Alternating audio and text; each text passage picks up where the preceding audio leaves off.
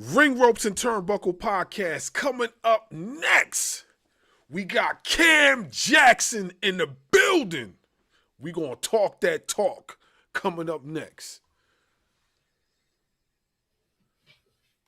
Strength is like powerhouse, dangerous slam, surgical, can't repair once I break every limb. The general, which ring you prefer, I defend, cause the ruler always preys on the food in his hand. I'm telling you fam, my entourage is definitely stacked. Don Callis, I'm related to every wolf in my pack. Diesel like Shaq, I'm always outside for the script.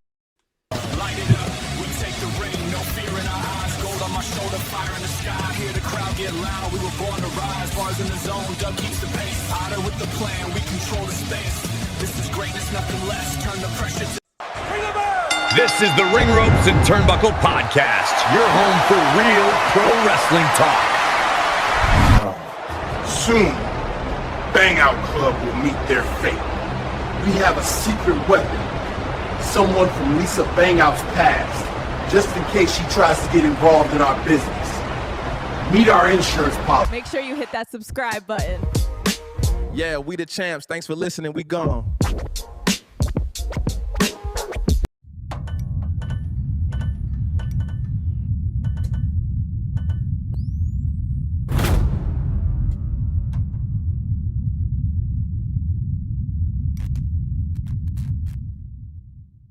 You want the best? You're looking at her. This ain't just a sport, it's a lifestyle. Welcome to the Ring Ropes and Turnbuckle Podcast. We are the champions of wrestling talk.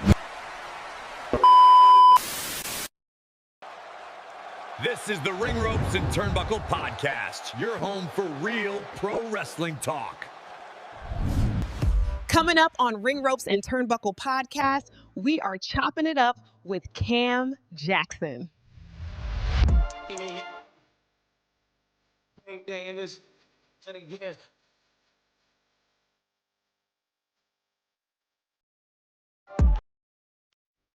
Yeah, we back. Make sure you like, share, subscribe to the channel. Hit the notification bell for more content. Yeah. Don't get scared now. Don't get scared now, folks. You see who's in front of our screen right now. We got Cam Jackson. Let's give a round of applause.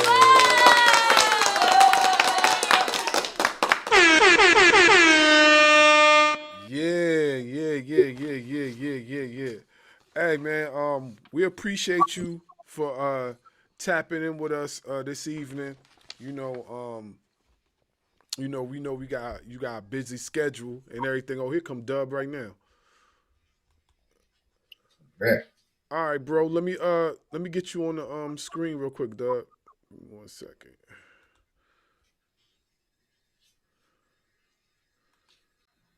Okay.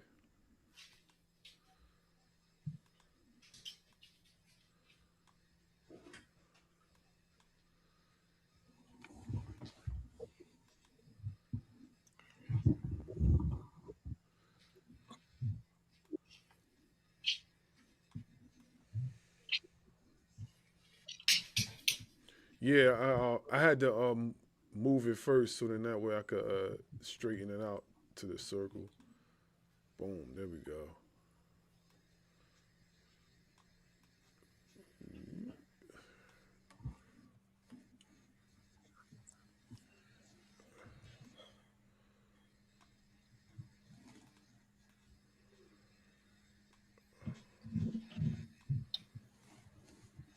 Okay. We good.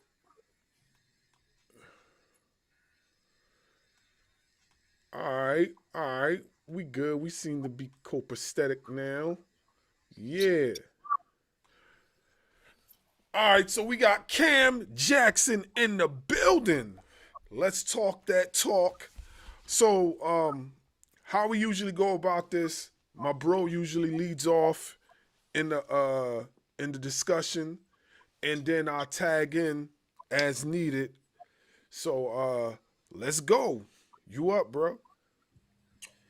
First off, I'm surprised I ain't miss anything. I came in almost at the right time, right? Yeah, no, you came in. We was just I was just breaking down what what we do real quick, and so then he don't get caught off guard or nothing like that. So that's why I Then you just Heck popped yeah, I up. was thinking I was gonna get a ticket trying to hurry up and get home. Nah. You good? You good? Yeah. Already. Mr. Cam Jackson. It's been a long time coming. We've been trying to get you on, bro. I know we finally made it happen. Yes, sir. We appreciate you. So how I like to get started is I like to start from the beginning.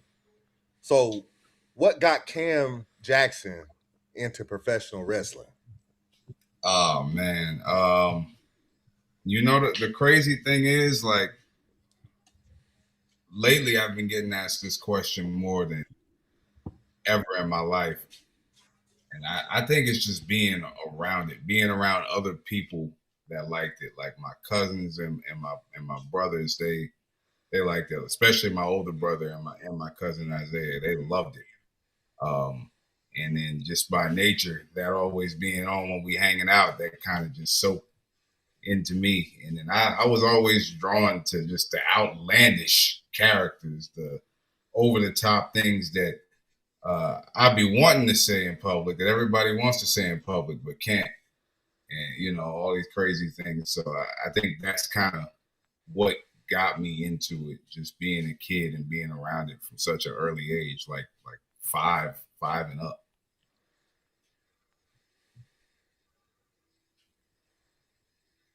You're muted.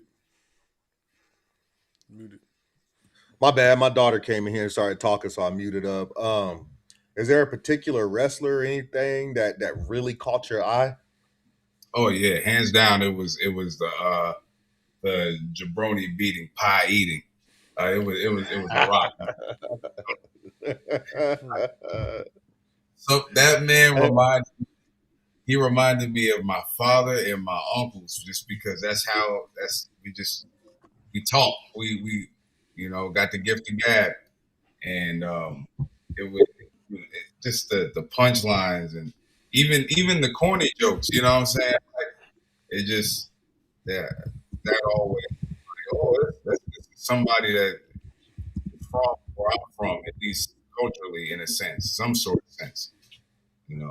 But yeah, The Rock, hands down, right away. The Rock and maybe X-Pac, because for some reason I was just drawn to how he could move around and throw kicks and everything like that. So, do you have like an athletic background? I was always in decent shape. I mean, I did football in high school. We did all 4 years, and then we, playoffs a few times, but I didn't necessarily continue that after college or anything like that, or into college.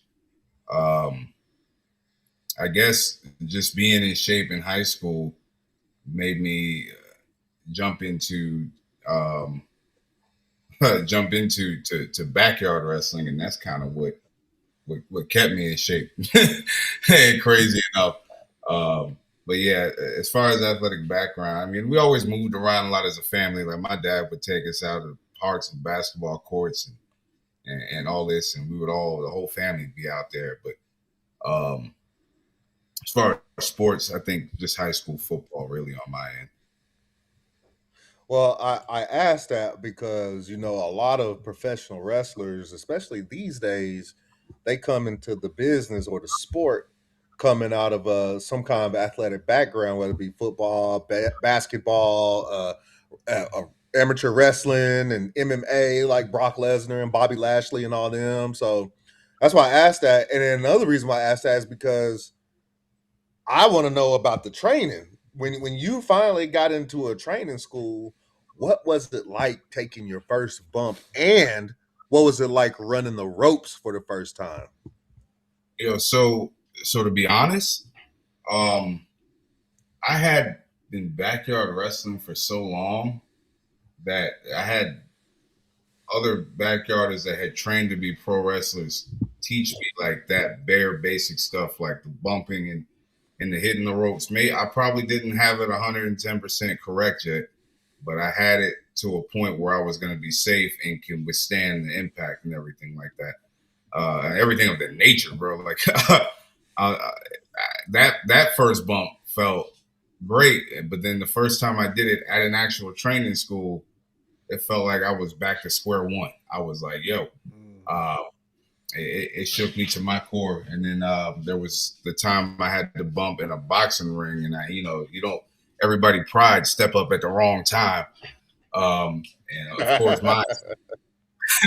mine spoke up at the wrong time, and I bumped on that boxing ring, and I was like, I still got a ways to go. But yeah, that the first ever initial bump in the ring felt like that's something I could get used to.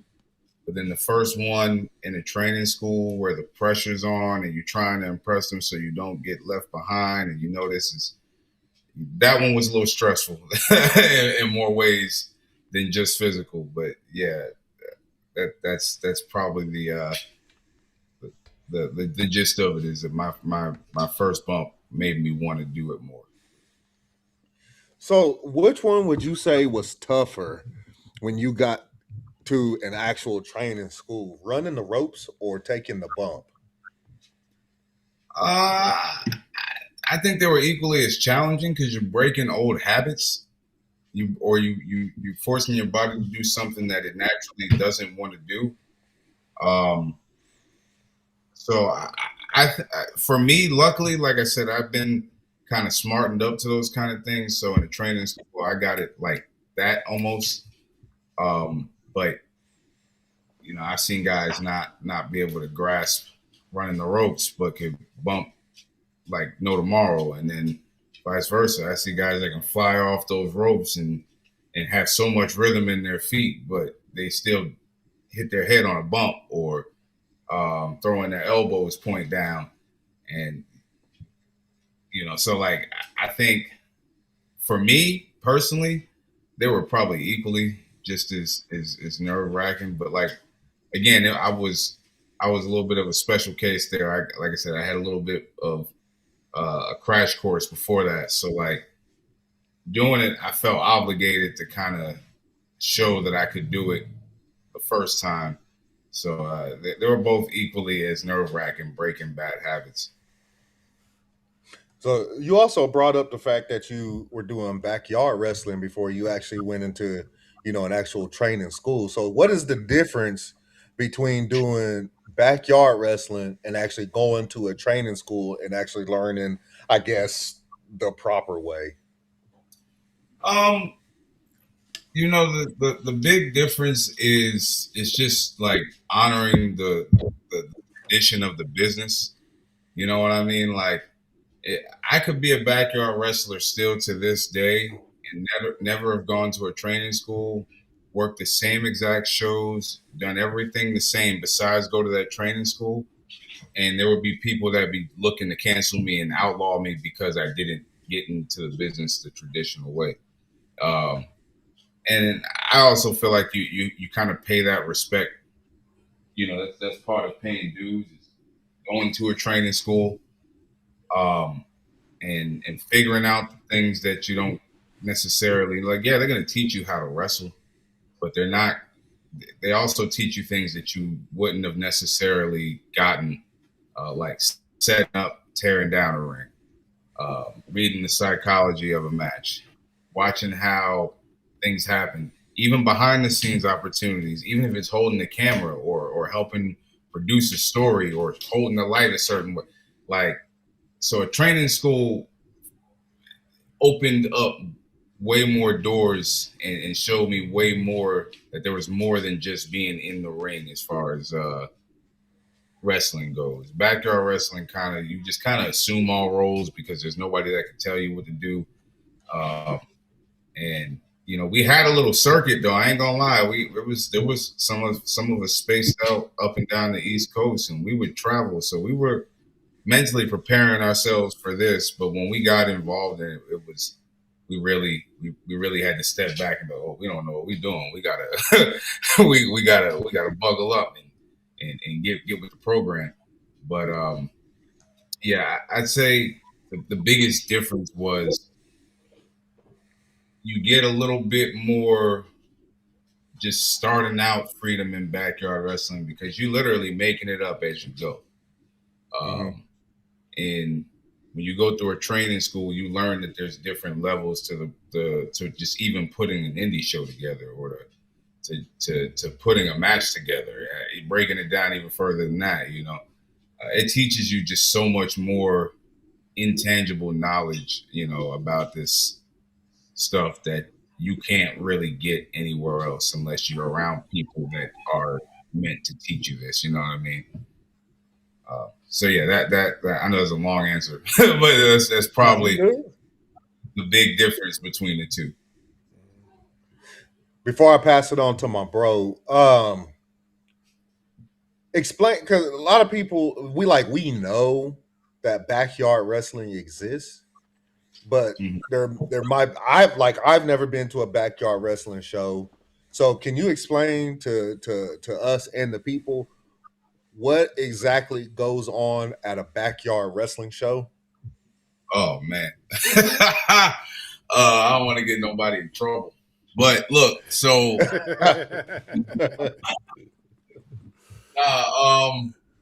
obviously when you make the switch to pro wrestling, you kind of take an unwritten oath to not do that anymore. And that's kind of where I am. I've been pro wrestling for so long now. I couldn't tell you what the backyard wrestling scene is now. But at one point, it was like a whole community. And we would have these big crossover shows where everybody from all over the place would drive. I'm talking driving 10, 11, 12 hours to meet up together, put on this massive WrestleMania-esque type backyard show. And mainly just for the YouTube audience. My God. Well, I tell you, I got a 4-legged youngin' in my house. He just is that what we're ripping already? Oh, okay. That's it. My bad. I'm sorry. I'm tripping. Yeah, y'all get to know me real quick. I loosen up quick. Now, so like going to a backyard show, as to where you go to an indie show, there's everything is in a certain place, right? You got the merch tables and all this. Backyard wrestling shows are not like that. There are some backyard wrestling shows that charge admission in their audience, but you're usually walking through a fence. And when you walk through a fence, they're not really charging admission. They just tell you come on in and sit down. And then you're going to see people wrestle. Now, some of the wrestling is going to be impressive because you're going to be like, oh, wow, these guys never been on, never done anything. And there's going to be some of the wrestling that's going to make you want to, you're going to want to wish you never went that day. That's where we realize that this ain't for everybody, But backyard wrestling is more about the group of guys that are putting it on and trying to just build something together. That's really what that is. So you'll see a lot of things that you might not understand in the backyard wrestling show, but you'll understand what they were trying to, like wrestling. If you like the art of wrestling, you'll feel what they're trying to invoke out of you. You know what I mean? That's probably the best way to describe it. When you go to a backyard wrestling show, it might not be the best wrestling, but if you give it enough time to get into the story, you might be entertained. Yeah, not for nothing. Like they do got backyard wrestling video games too. The one that I remember was actually on Xbox, I believe. Yep. It was on Xbox, and it had some wrestlers that are popular to this day that was in the backyard wrestling game. I think Zandig was in there. Is that the one they put Rey Mysterio in? Was it that one? I don't know, but I'm trying to remember because I had the game. I had it. I know that Nick Mondo was in. Nick Mondo was in there. Yes, Zandig. It was Nick Mondo. Who else? It was a few other guys in there, but I got the gist of what you're talking about with the bumps in backyard wrestling. because even the video game simulation of the backyard wrestling looked gruesome. Like the bumps they were taking, like there Bro. were some hard, like real stiff bumps. And I actually, been to a backyard wrestling event, and I've seen a lot of these guys go to work, and they do some off the wall stuff. Let me just put it like that, off the wall, It's and crazy. yeah, off the wall stuff.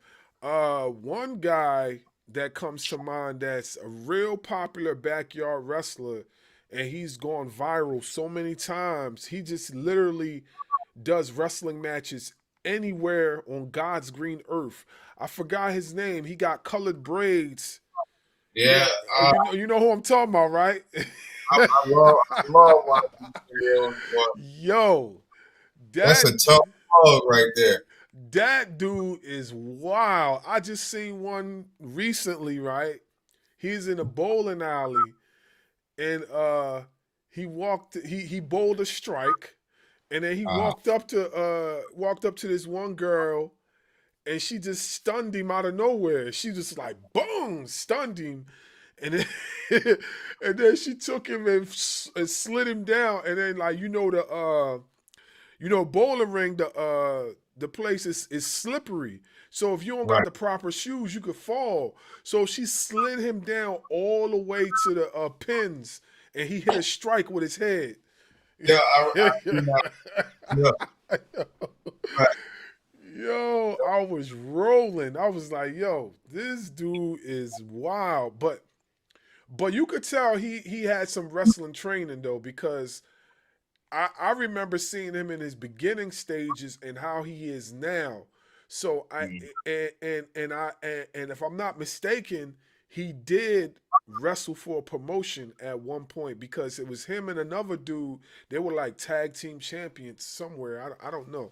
He's somebody I definitely would like to see if we can get on the show, because I would like to ask him a lot of questions. But yeah, I get the gist of what you're saying, for sure. I get the gist of what you're saying.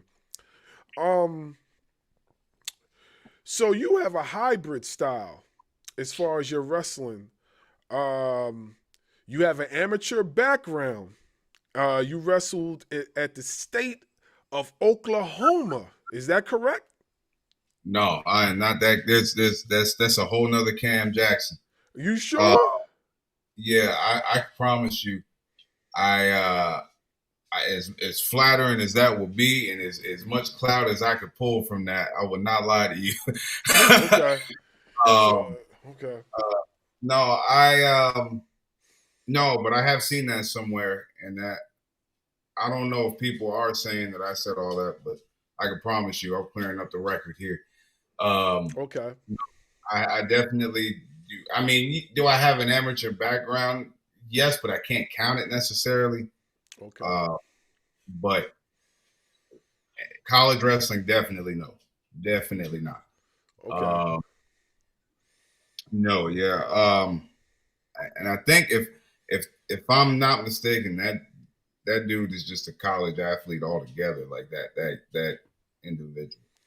Okay. Yeah, because when I was doing my research, it said a bunch of things, and you know what I mean, I only know you as Cam Jackson, so I don't know if there's another Cam Jackson out there altogether. I don't even know, but I only know you as Cam Jackson, and a bunch of things came up as far as NWA, XWW, and a few other things. So I naturally thought that this is definitely Definitely XWW. Definitely stuff I've done there with them is okay, all right. So okay, so I might be misinformed a little bit, but the rest of this could be good. So let me ask you this. So you do vlog your life from time to time. Is that correct? I did. I haven't in a couple of years, but it's definitely making a comeback. But yeah, we definitely used to do that. I had like a solid like 6 episodes out there somewhere on either on XWW or on my YouTube, somewhere. They're somewhere up there. Okay. So what about number one? The number one. Could you tell me about that? Is that connected to your moniker as well? Okay. Yes. So this is a convoluted story, but it'll make sense. Just follow me. When I first started doing the indies down here, through crowd interaction and all that, the nickname Number One came about. Okay. And I kind of roll with it just as a nickname, a moniker or something like that. Mm-hmm. And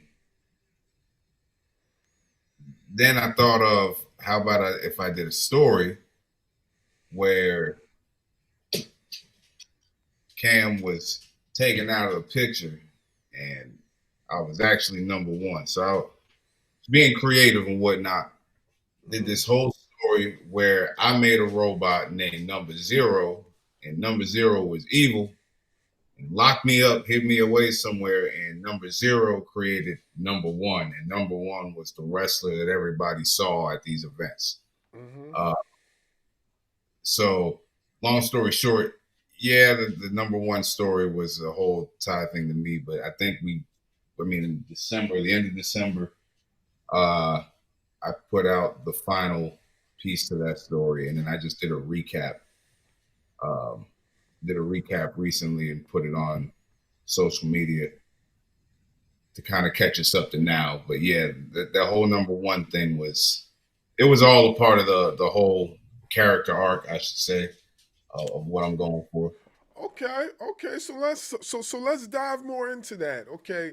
So character art. So tell the viewers and us how important character art is. Because obviously, developing your character is important, especially when you're trying to engage the audience. So tell us how important that is. It's almost everything, right? So like, if people don't feel like they saw you progress or grow up or advance, then they essentially feel like they'll get to a point of like, oh, it's just another Cam Jackson match, or it's just another Cam Jackson promo.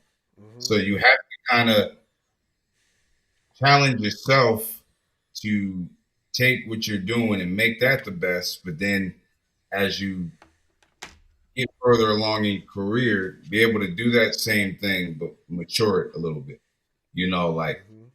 or do it so much better that, this is the new thing to top. Like, that's why I went with that long convoluted storyline, because I knew for a fact that if I wanted to make the switch from just a self-centered entertainer, which is what I would describe the gimmick as, to somebody that's just in his own head, it just you know what I mean. That would be the way to tell that story. That's the you know what I mean. That's kind of the way we get there. And the reason why I made that story is because I don't see other people telling that story. They just one day they start out as Ricky the Pirate, and then next thing you know, they next time you see him, they 245 pounds jacked, and you know what I mean? Like, oh, what happened? Yeah. I think you're absolutely correct. I think in today's wrestling, I think some of that gets lost in the shuffle. Like, where these guys come from, what's their backstory and stuff like that. But when you do hear the backstory of some of these athletes, you get more intrigued and drawn in. Like, you know what I'm saying? Because they become more relatable. Like, why do people like Eddie Kingston so much? Because he's relatable. You know what I'm saying? He don't necessarily look like, the what we grew up seeing. Like, he don't look like, he's not no jacked, like, 260 60-something pound, you know what I'm saying, dude but he's a big dude. He's obviously a strong dude, but you know what I'm saying, he's not, you know, he don't have one of them like them type of physiques. And what makes him relatable is that he looks like somebody that you could just, you know, talk to on the street. Like, you know what I'm saying? You can hang out with, you know what I mean? And I think that's why he's so likable and he got such a strong fan base, because like he does look like, you know what I mean, just a regular dude. Like, yo, what's up, Kingston? Yo, what's popping with you? You know what I mean? Like he looks exactly like that.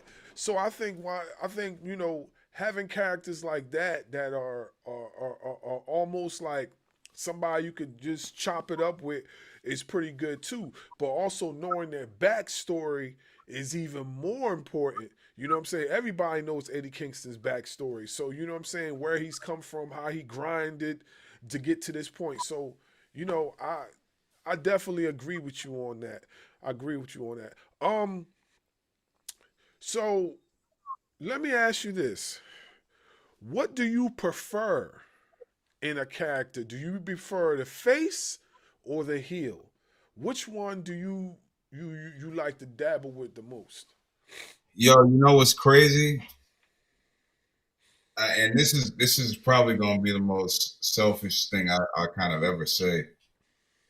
I've gotten so into to kind of what I am as a performer that I honestly play the same for both. And you know, like, and obviously there might be small little things that I change up to get a desired reaction, but getting the reactions never, I mean, not say never, but getting the reaction isn't that big of a challenge for me. For some reason, people just vibe with that energy. And I've been very good at social energy. Like I've always been very good at saying something within a group of people to get them on some sort of common ground. So like for me, I love playing babyface and I love playing heel. When I'm playing face, I can come out and I literally, you know, before Jey Uso, yes, I'm going on record and saying that before Jey Uso, since the year maybe 2020, maybe even a little bit before that, I had this gimmick where I would do my entrance over and over and over and over again.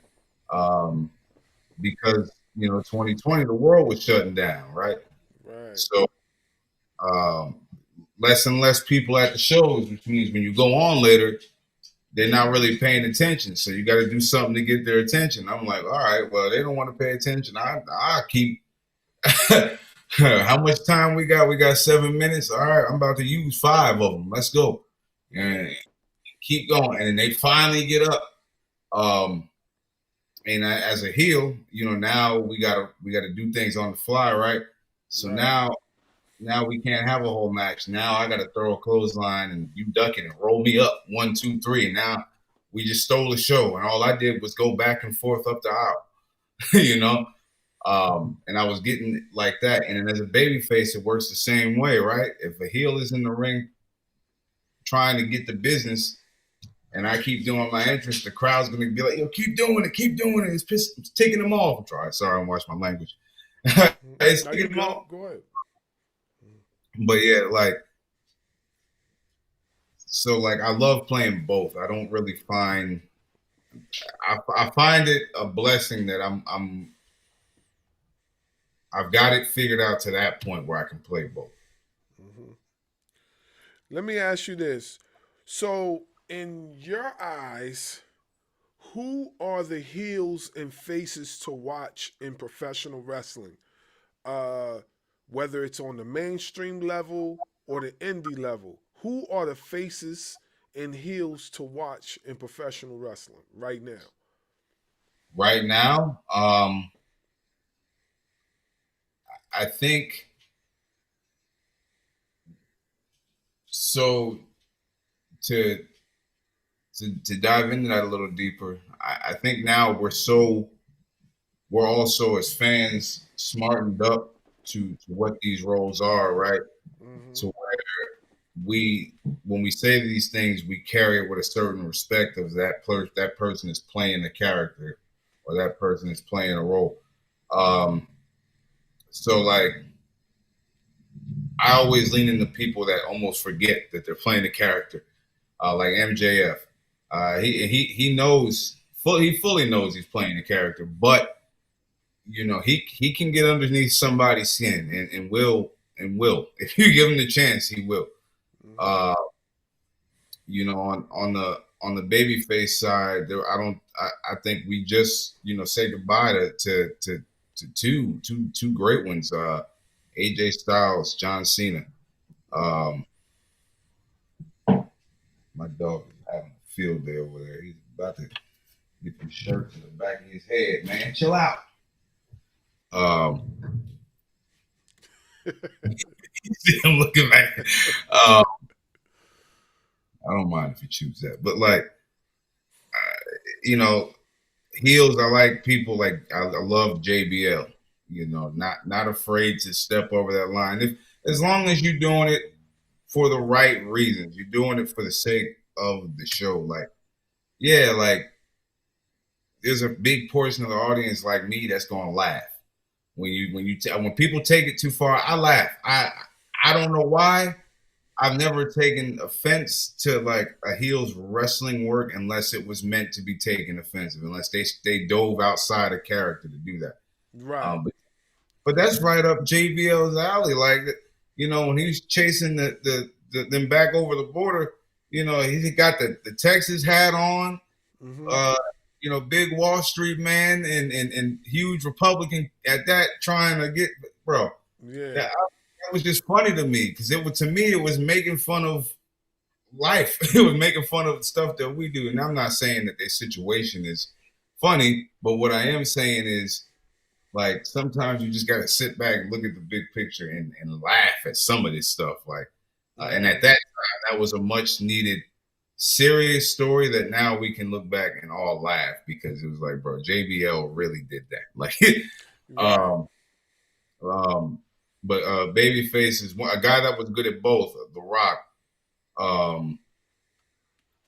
later years, Ric Flair. But like, right now, I'd say that top heel is MJF, and then the top guy that's got mastered just playing that character and getting people wound up and whatever he wants, Roman Reigns. Like, he literally changed nothing and became a babyface one day. You know what I mean? Like, and that's people call it aura now. Like that's that effect. That's what we all dream to have one day.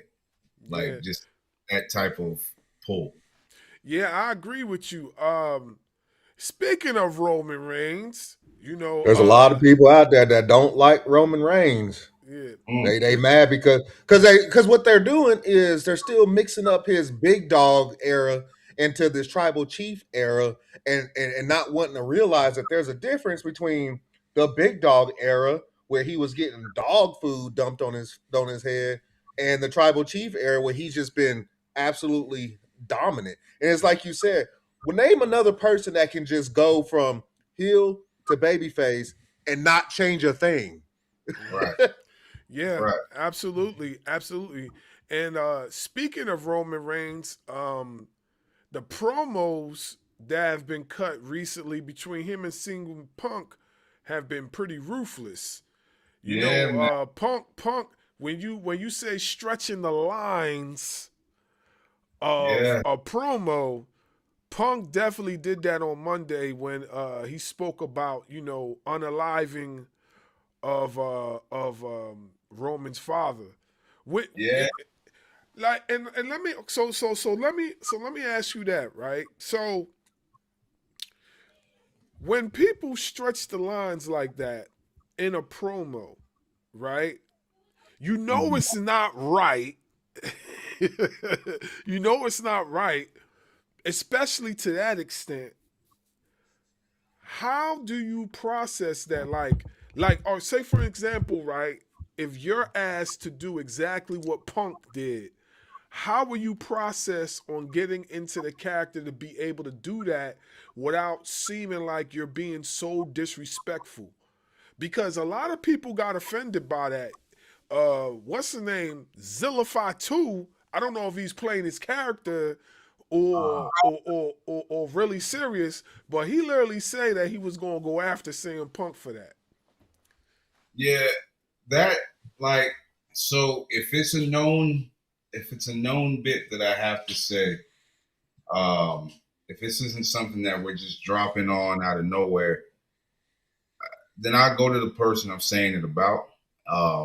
And at that point, everybody else can, everybody else feel how they feel. Everybody else is strapping in for the ride.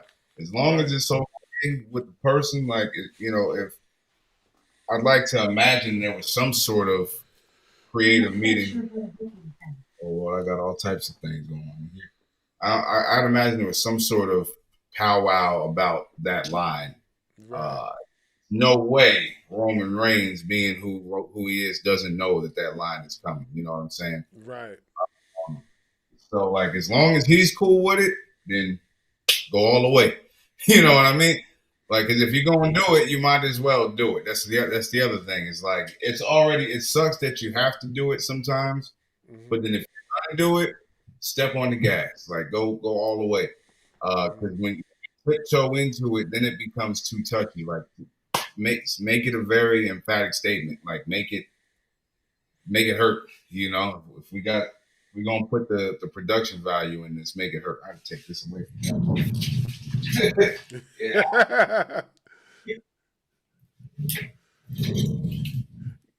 right.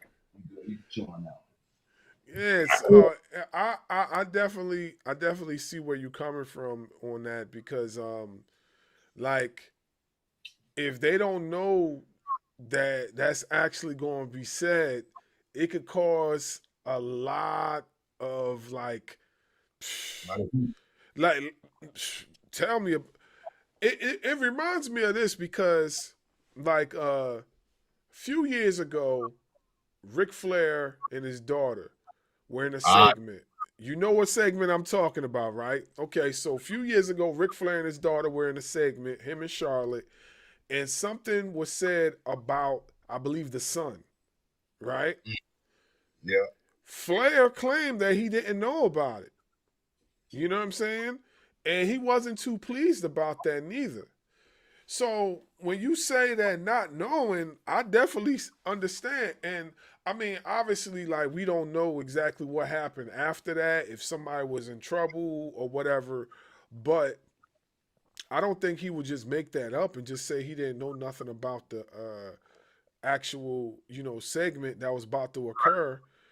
And apparently, and I could be wrong, apparently the daughter didn't know too much neither. So that's so it was kind of like a shoot type of thing, because we've seen shoots before with Charlotte. I mean, she had a shoot, what was it, year and a half, 2 years ago against Nia, and her and Nia exchanged a few punches. You know what I mean? So that was crazy too. So, definitely those type of things could lead into big issues occurring. The thing is, like, you kind of just need to know where to draw the line at when you're doing a promo like that. You just gotta know where to draw the line. Even if the person does agree, you still gotta learn how to know where to draw the line at. Because if you're cutting the promo and they allow you to do it, and it just even seems like a hint of being disrespectful, like you're a hint of enjoying it, it might come off kind of distasteful. You know what I'm saying? So yeah. And that's the hard part. Is like, and that's why I say go all the way if you're gonna do it. Because if you're going, like, when you are nervous about it and you don't have somebody's blessing, is when it's gonna be a problem. You know what I mean? But if chances are, if you have somebody's blessing and they're in on it, then you feel like you know it's not right, But now you can look at all right, well, let's get the best reaction possible. Right. And I always say, like, stuff like that, stuff that's real heavy, that's in our fraternity as pro wrestlers. That's between us. We supposed to be able to talk about that before we do that. Right. Even if it's supposed you want a real reaction out of somebody, like give them a heads up, like give them a heads up, or be like, hey, what's off limits? You know what I mean? Like, because again, that situation, like, the WWE is a different place. You got job security to worry about, but I can tell you, if somebody says something like that on one of these indie shows, look, man, it'd be a long way to the door. I'm telling you. Yeah. Nah, I hear you. I do see the difference between the mainstream and the indies. Like, we've seen plenty of examples where things got out of pocket on the indies, and whoever it was got handled quick. So I know, I understand that totally. Yeah, go ahead, bro. Yeah. The crazy thing is like the indies is way more cutthroat than people make it credit for. Like, it is incredibly hard. And I'm not just talking in my case, because I'm happy with my decisions and where I am, and the fact that I can still get up and move around, and I'm not complaining when we get out of bed. But you see so many of these guys, like, I mean, I can tell you 17 wrestlers that haven't even had their first match yet. That's about to come more onto this scene here in the Carolinas where we're at right now. Like, it is incredibly difficult to stand out until you stand out. Like, when you finally do stand out, then you get a whole new set of difficulties. It's like that. This is forever refreshing the different challenges to throw in your way, because you can almost be out. You could almost feel like you're a step away from some sort of deal or anything like that. And then you met with a whole new set of challenges. Then it's like, like, they want you to first, they want you to first get out there and have your first match, right? Then they want you to clean up your ring work. Then they want you to get better gear.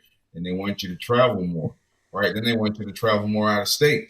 Then they want you to hit loops between different states within a weekend period. Then they want you to learn how to travel out of the country. And then hopefully you get a tryout in Orlando one day. Like, you know what I mean? Like, it's difficult. Now, I'm not knocking anybody that takes that path, because it's a hell of a path to take. But it is incredibly difficult. And I think that's why, like, going back to that, like, things like that, people get handled on the indies so fast because we're already uptight. We're already waiting to let out our unvoiced frustration on people. Right. So, and that's why I'm like, stuff like that wouldn't fly on indies. You'd have to smarten somebody up, or it'd have to be so good that everybody respects it. There's no room for in between that. Yeah. Yeah, I hear you. Go ahead, bro. So, how we got in touch with you was through Yo Boy. So tell us what it was like teaming up with old Jordan Holt. Jordan Holt himself. Look, I had to. I listen. First and foremost, I love Jordan Holt, bro. Jordan Holt is that's a good brother right there. That's a good dude. That's a real good man right there. That's our guy. Cool dude. So before Jordan was having matches and everything, like, he was training underneath High Spots and George South and all. 2020 stuff shut down, so they came out to where I was training at, and that's where I met Jordan. And then we fast forward to XWW, and you know that whole story is a whole thing of its own. And we finally get to a point where, you know, they wasn't really gonna do nothing with me, and Jordan was in the phase of like he's still figuring out, you know, his character wise and how to pretty much pull our culture out of him and put it on screen without making fun of our culture in a bad way, you know. And then it just worked. Like it was like we just came up with these segments and tried to make each other laugh. And like to this day, we can't be around each other when something serious is happening because one of us is gonna laugh. It's gonna be something, or one of us is gonna say something and the other person gonna laugh, or we gonna get to arguing and everybody around us gonna laugh. We just gonna ruin it. But it worked because he's such he's one of the best in-ring performers I've ever seen in my life. Like he gets in there, he can go. And I'm more on the entertaining side of things, so like it just worked as a tag team. And we pretty much became the top little tag team in Charlotte here for a little bit. And of course he, you know, doing his thing now with Zay Vega, and then that, you know, that's fire in its own regard. But like we did something that I don't think any of us saw coming. Like we didn't expect it to be this big thing, and it made us tight. You know, it made us cool, real tight as friends. And he, like I said, that teaming with Jordan was a blast, bro. There was never a dull moment. Our promos, bro. Oh man, we could have got signed off of them promos alone. I'll tell you that right now. There was one where I was all sweaty, right? And then Jordan was like, Cam, why are you sweating? I looked at him. I looked him dead in the eye just to get his reaction. I said, I was watching porn, Jordan. And then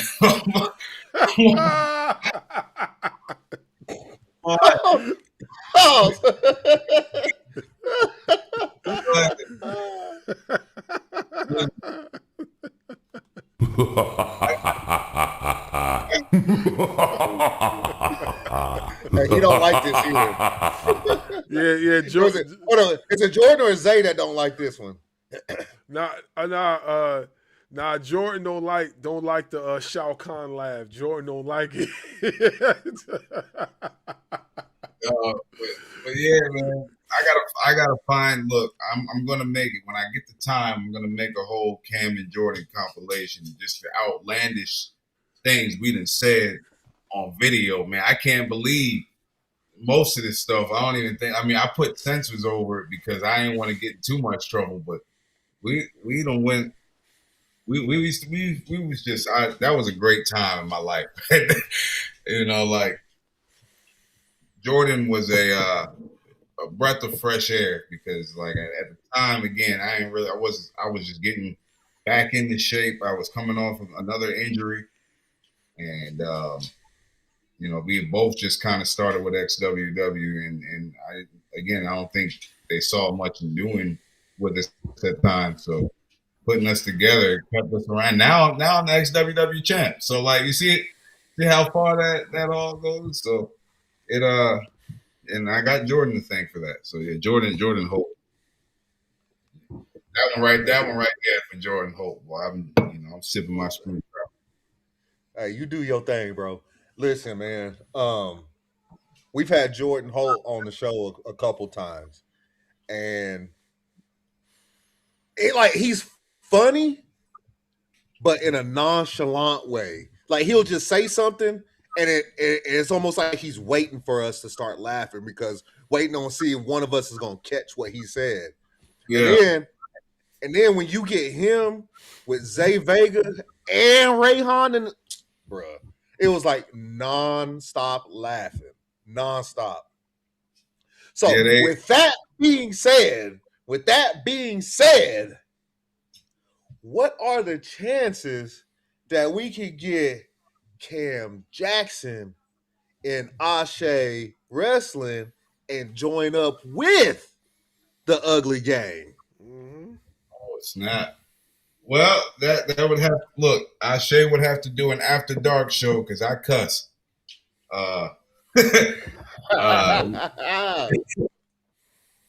Yeah. I mean, I don't cross the line too far, but I damn sure dance on it. You know, I would be down, bro. I love Ashe. I love what it stands for. I'm just not trying to offend our people. So, there's a fine line between having fun and being offensive. And to me, having fun might be offensive. You know what I'm saying? So it's not that I don't want to work there. It's that I'm not in a rush because I want my style to be accepted first before I get on there. I don't want to make us look bad. And that's as honest of an answer as I can give. But if they do an uncut or after dark or something where the rules is all for one night, oh boy, I'll be the first one there. Y'all remember BET Uncut? Yeah, I remember. Yeah. He trying to get Ashe to do an Ashe Uncut. And look, I don't drink before I get in the ring, so they'll get a sober match. But after I get out of that ring, I want that microphone. I want the microphone, and I want one of these. I'll be all right. Have you had any conversations with Jordan just by trying to? I know Ugly Gang is outside of Ashe also. So have you had any conversation with them about you joining forces with the Ugly Gang, him, Rayhan, and Zay Vega? We've done little things like in Action Pack Wrestling in Chester, South Carolina. One night I had to team up with, or it was I was in like an angle around the Ugly Gang, not with the Ugly Gang. And a lot of times I'll just team up with Jordan and Zay.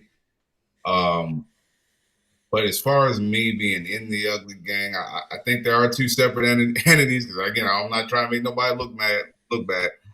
But I am never against joining forces. I'm never against joining forces. Joining forces and bringing something fun and entertaining and hopefully action packed. You know what I'm saying? Like I'm never against it. I'll jump at the opportunity if it presents itself. Hey, bro, Bars. Make sure you clip this and send it to Rayhan and Zay and Jordan Holt. Let them know that Cam wouldn't mind joining up with the gang. Word, we team up and take a couple mugs out, put some ass on the grill. Hey, listen. Let me tell you something, bro. Let me tell you something. You think I get it. You're outlandish. You out there. You don't want to make the culture look bad, but I think you would fit in just. I think you would fit in just fine with them guys. I mean, you go on TV and call yourself the Cream Pie Poppy. I mean, I think you would fit right in with them, bro. Honestly, I really do. You're right.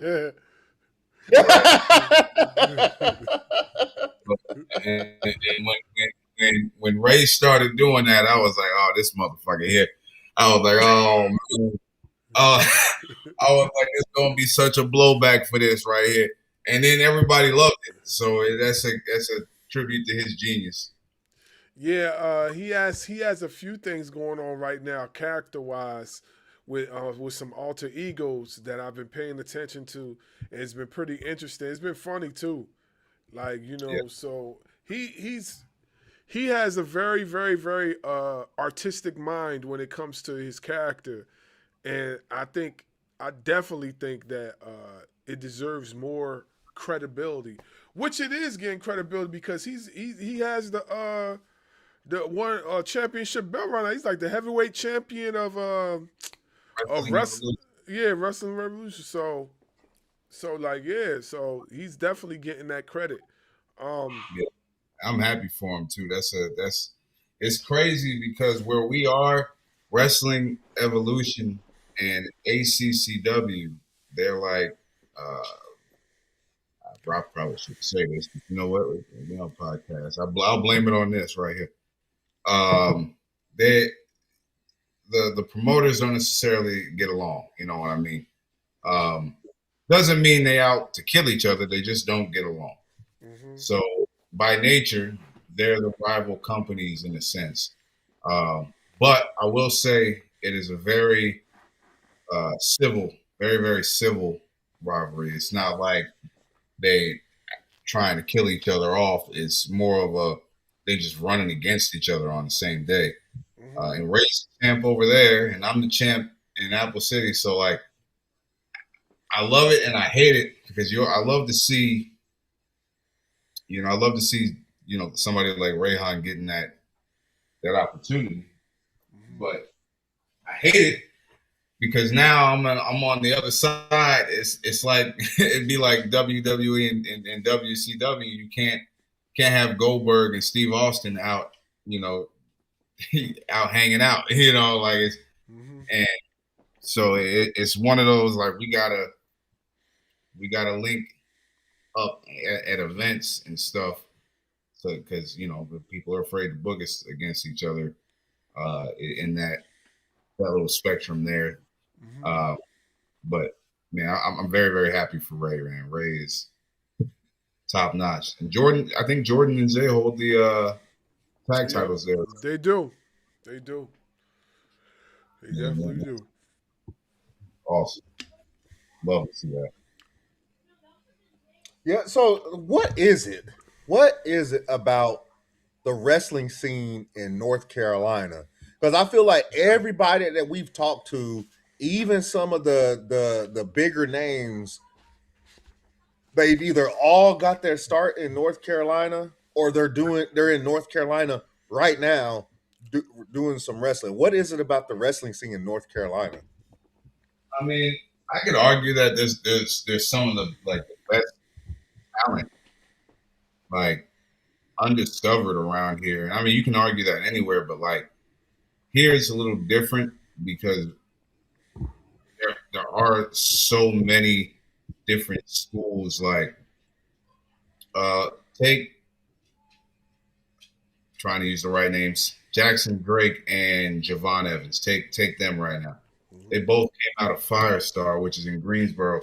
LeBron Cozone, who I just wrestled 2 weeks ago. You know what I mean? Yeah, phenomenal match. He's top notch, bro. He just got signed to MLW. I don't know if it was yesterday or the day before. Wow. But for those two, he put Griff Garrison in AEW. I mean, he's got his hands on so many talents that are about to even come. People haven't even seen wrestle yet. So there's so much talent just coming out of that school alone. Then you take in the once in a lifetimes around the other two, the other areas in the region. I mean, it's a pretty big state too. It's just so much talent here, and there's wrestling. There's as to where there used to be one or two territories here, it's split into so many different zones of territories, and there's a big show every 3 hours apart from each other if you drive down here. And I don't mean big show just decent, right? I mean big show So it's the wrestling here is just there's so much of it. There's so much good talent. Now with good talent, there's also you get some of them ones, and I've had my fair share in the ring with a couple of them. God bless their heart. That's all I can say. It's not for everybody. It's not for everybody. But, some people be better referees, I tell you. And there's some that I wouldn't even book to come get dog shit out my grass, man. I'm telling you. But You know, saying. I'm just saying. Now look. Yikes! Yeah. No,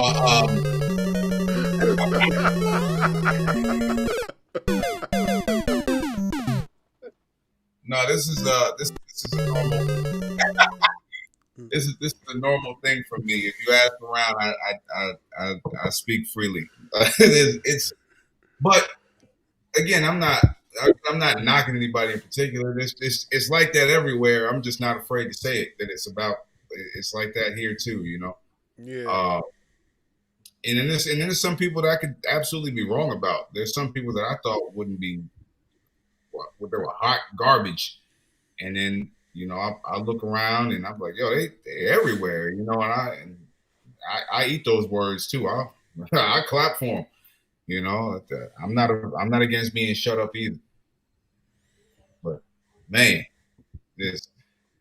when you have a region this rich in wrestling history, you're always going to have a lot of wrestling there. Some of it great, some of it not so great, but that's really the gist of it. That's kind of what it is about the area. It's just so much wrestling history here, and there's a lot of wrestling schools, so therefore a lot of wrestlers, you know. And with all that said, would you say North Carolina right now is the mecca of professional wrestling? Oh,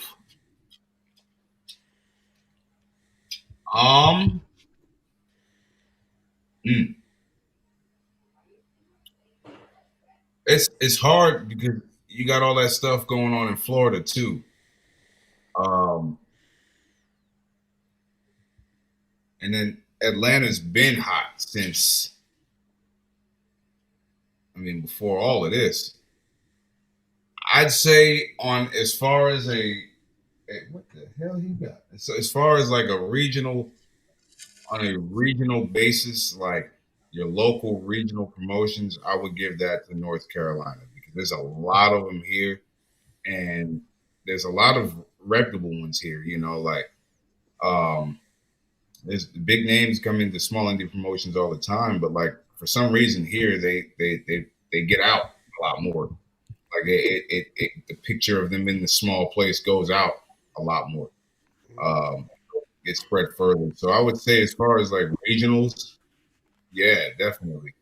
And it's only going to grow because again, you know, Firestar Pro Wrestling, just everybody that's come out of there and the people that are going to come out of there, like, bro, that's a dynasty being created. And a lot of us don't realize that we're witnessing a dynasty in its very, very early phases. And it's been around for a while already, but it's like, it's about to take off. Like if any of those guys have an ounce of the same training that Jackson and Javon and Griff Garrison have, which I know for a fact they do, they have the same exact training.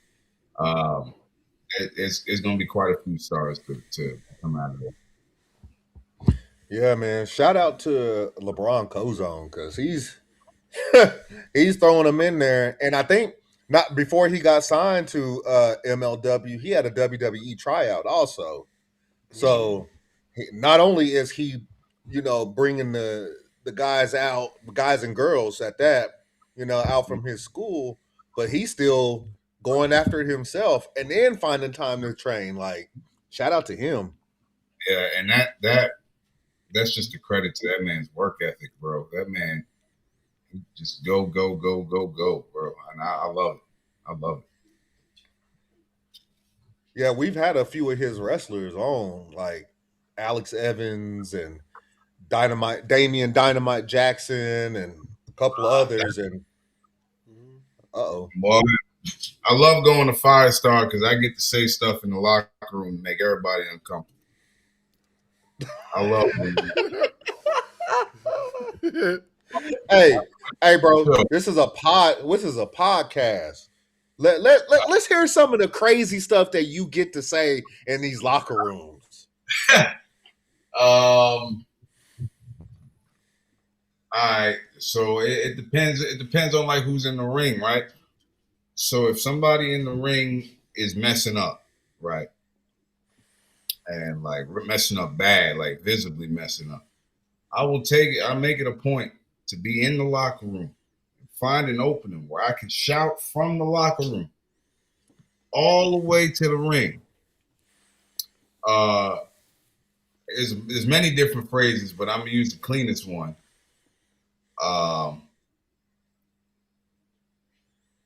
Say it calmly.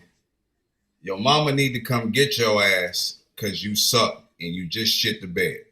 Like, I'll scream it, right? And everybody in the locker room do this. Everybody doing this, right? They're all covering up. Turn away. Close that door. Close that door. I'll shout just random shit in public, especially at the fans. At the fans, oh, it's my favorite, especially. I'm working the show for Firestar. This is on YouTube too. It was one of the boxcar shows, and I had to wrestle Kid Neon, who's phenomenal. He's great. And I'm doing my usual entrance thing to do it again. And I think one of the fans said something, and I was just like, oh, this is an adult show too. It was 21 and up. So at that point, I'm like, the cuffs is off. I picked up that mic, and I said some pretty vile things. Some pretty line crossing things. They were telling me I suck, and I told somebody to shut up, ding-a-ling face, or something like that. Just a bunch of just offhand one-liners, anything I could think of in the moment. But I love doing that because that's the character. It's like the idea of it's being anything to get a reaction, but we're gonna have fun while doing it. You know what I mean? Like, I want to also make it fun for everybody around when I do things like that, because you're not supposed to be able to get away with it. You know what I mean? You're not supposed to, but I do because we do it, or I do it in a way, I try to do it in a way where nobody's gonna get offended. And if somebody does get offended, it's so easy to laugh at it because they just giving in to whatever I just spouted out, you know. But yeah, we tons of things. We have our my favorite thing to do in the locker rooms is the George South impersonation, because George is a great wrestler. I had one of my favorite matches ever against George South, NWA legend, but he has like a rhythm when he talks, you know what I mean? And I find it so amusing. He's like, hey, we doing? Okay, what you doing, buddy? Okay, come here. Hey, go back top row. What you doing? No, you know, like he just he'll range up on you. And I love doing that in the locker room. Just having a good time, man, because a lot of people forget that's how all this was built. Like, this pro wrestling was, you know, it was a carnival thing. And then once the stage was torn down, you didn't know who was a pro wrestler no more. You know what I mean? And now, you know, because of social media and just the way of the world, everybody's out there. So I try to do things that are still privately kept in some sort of forum between us, whether we laugh at it or whatnot, you know, because that's kind of the little bit of like closed door we have left. You know what I'm saying? It's just the fun in pro wrestling that people forget that you know, it's supposed to be there. It's supposed to always be there. So speaking of all that, is kayfabe dead or alive? Kayfabe is what you make of it nowadays, right? If here's a better way to describe that. If we took realistic events and built kayfabe around them, then kayfabe is very much alive. But if we just looked at kayfabe and took our real association or real assessment of it and pressed it upon everybody else, then they don't want kayfabe to be alive, right? So it's one of those, like, a lot of people complain about kayfabe being alive and or dead, but it's like, if we do something that is supposed to be kayfabe, you got a whole world of people out there trying to shoot a hole in it, you know. So it's tough. I like to just take real life and build kayfabe around that. That's what I mean. I've always lived my life that way in general. Like, you know, say if I got hurt, I don't know, say I tripped and fell and hurt something, then at my next match, I'm going to get injured. You know what I mean? Like, because to me, I'm going to build kayfabe around a real situation. And then I purposely probably won't go get whatever's hurt and looked at until after that match, just so I can credit it to happening in the ring, building kayfabe around a situation that was already there, right?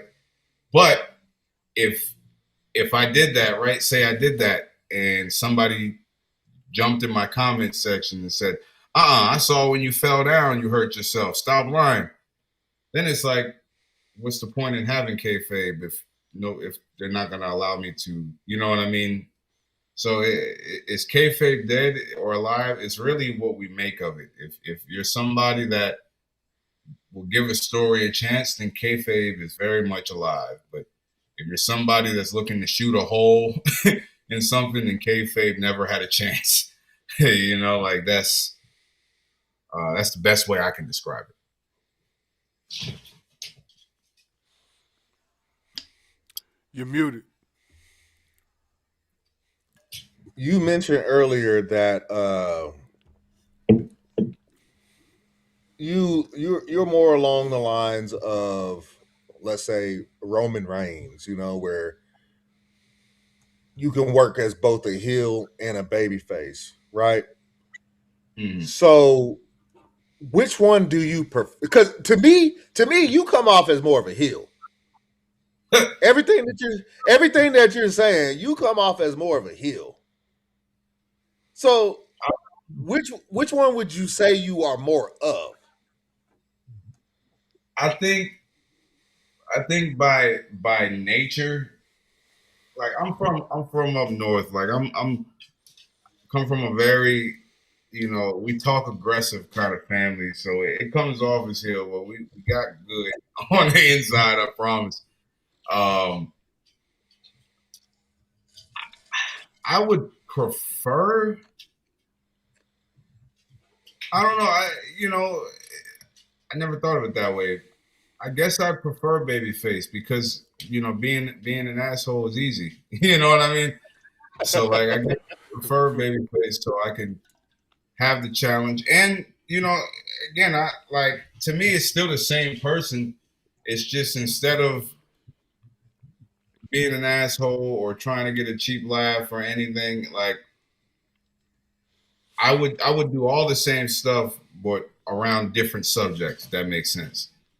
Like that way it's not like I'm making fun of something, or I could just be making fun of something, but it would be that we're all laughing together with each other, not at someone or something. Like that's really what the difference is for me. It's like when I'm a heel, I'm shouting at or making fun of or whatever like that. But when I'm babyface, it's like I want everybody to laugh with, not at, and have a good time and just be in on the joke. That's kind of the thing. That's the difference. Is when we're babyface, I make sure the fans feel like they're in on it. But when I'm a heel, then I don't. I make them feel like the targets. You know what I mean? Like immediate target. Like the one lady in freaking Southern Pines or wherever that was. she called me a bitch on the way to the ring. I looked at her. I said, "Oh," I said, and I cut the music. I picked up the mic and I said, "Excuse me, lady, did you just call me a bitch?" And she said, "Yes, I did." Now, mind you, this was a big woman. So I said, "How you gonna call me a bitch? And you look like you just ate 3 bitches." And man, when I tell you, it was the loudest pop of the night in there. I was like, "Oh," but I was being a heel. But that was the loudest pop. Isn't that crazy? Like, and it's kind of weird. It makes people just want to see what's gonna happen next. So like, that's why I say I like both. I guess I prefer babyface because if I start out heel, there's never a face turn written for me. It always happens just naturally because of stuff like that. And I think they just like, oh snap, he said what we're all thinking, but nobody in here was gonna say like, and that's not always a blessing. It can be a curse sometimes too. But as for now, that's kind of why I prefer to play babyface. Yeah, and like at conventions and stuff, like WrestleCade. We just had WrestleCade this past Thanksgiving. Stuff like that, I thrive at that because I'm studying at that point. I love to study human behavior. Like I love it. I absolutely love it because I love to laugh at it, right? And at WrestleCade, my heart was content. Boy, I was laughing my ass off at my table, signing things and taking pictures and selling merchandise, laughing my ass off. And that, that kind of taught me studying people. When people come up to you and you laughing, they think you in a great mood. It makes them want to buy more T-shirts. You know what I'm saying? So like, I prefer to work babyface. Babyface helps selling gimmicks. It makes sense to me. But the fact that you told this lady, that she looked like she just ate 3 bitches.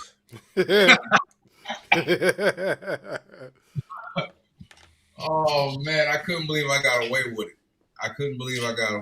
Bro. And when I got to the back, promoters laughing. You know what I mean? Like, and that's all you want. That's all you want. You want to, because you messed up. But if you go to the back and the ball, you all right.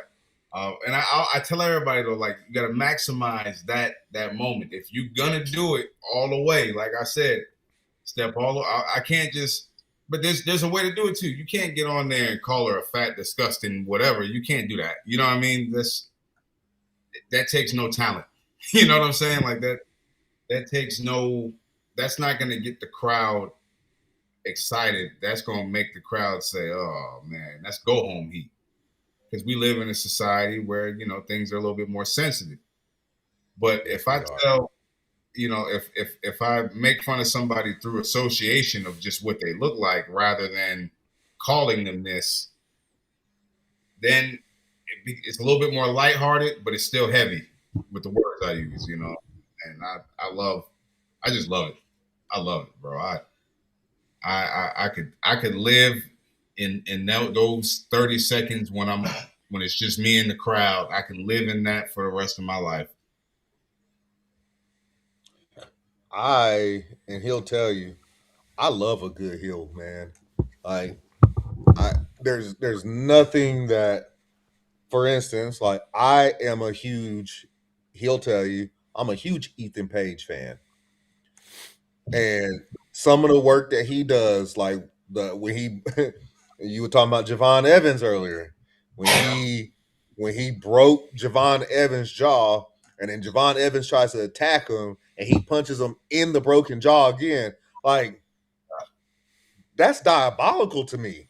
Or the fact that you sitting here calling somebody in the crowd saying that you look like you done ate 3 bitches, that is diabolical. That is crazy. Man. I'm sorry, bro. I'm not gonna get over that. That's crazy. I don't know who got the video, but there's a video of it somewhere. And I was like, yo, I actually got away with it. Because I got to the back, and again, you know, when you come out of the ring, it's a lot going through your head at the moment. You're like, all right, is everybody okay? Was the match okay? Am I okay? And then you got to process. Oh shit! I did say something about that lady. I hope they ain't mad. And I get through the curtain, and boy, when I see them laughing, that's the icing on the cherry on top. Like, all right, we made it. All I got to do is get paid and go home now. Yeah, that's some crazy shit right there. Go ahead, bro. So, we've been talking a lot about character work. We've been talking a lot about stepping outside yourself with the promos. Right. But we have not discussed your journey. And what I mean your journey is, what horror stories have you had within your journey that led you to this point? A lot. Nah. I guess horror stories is a good way to put it.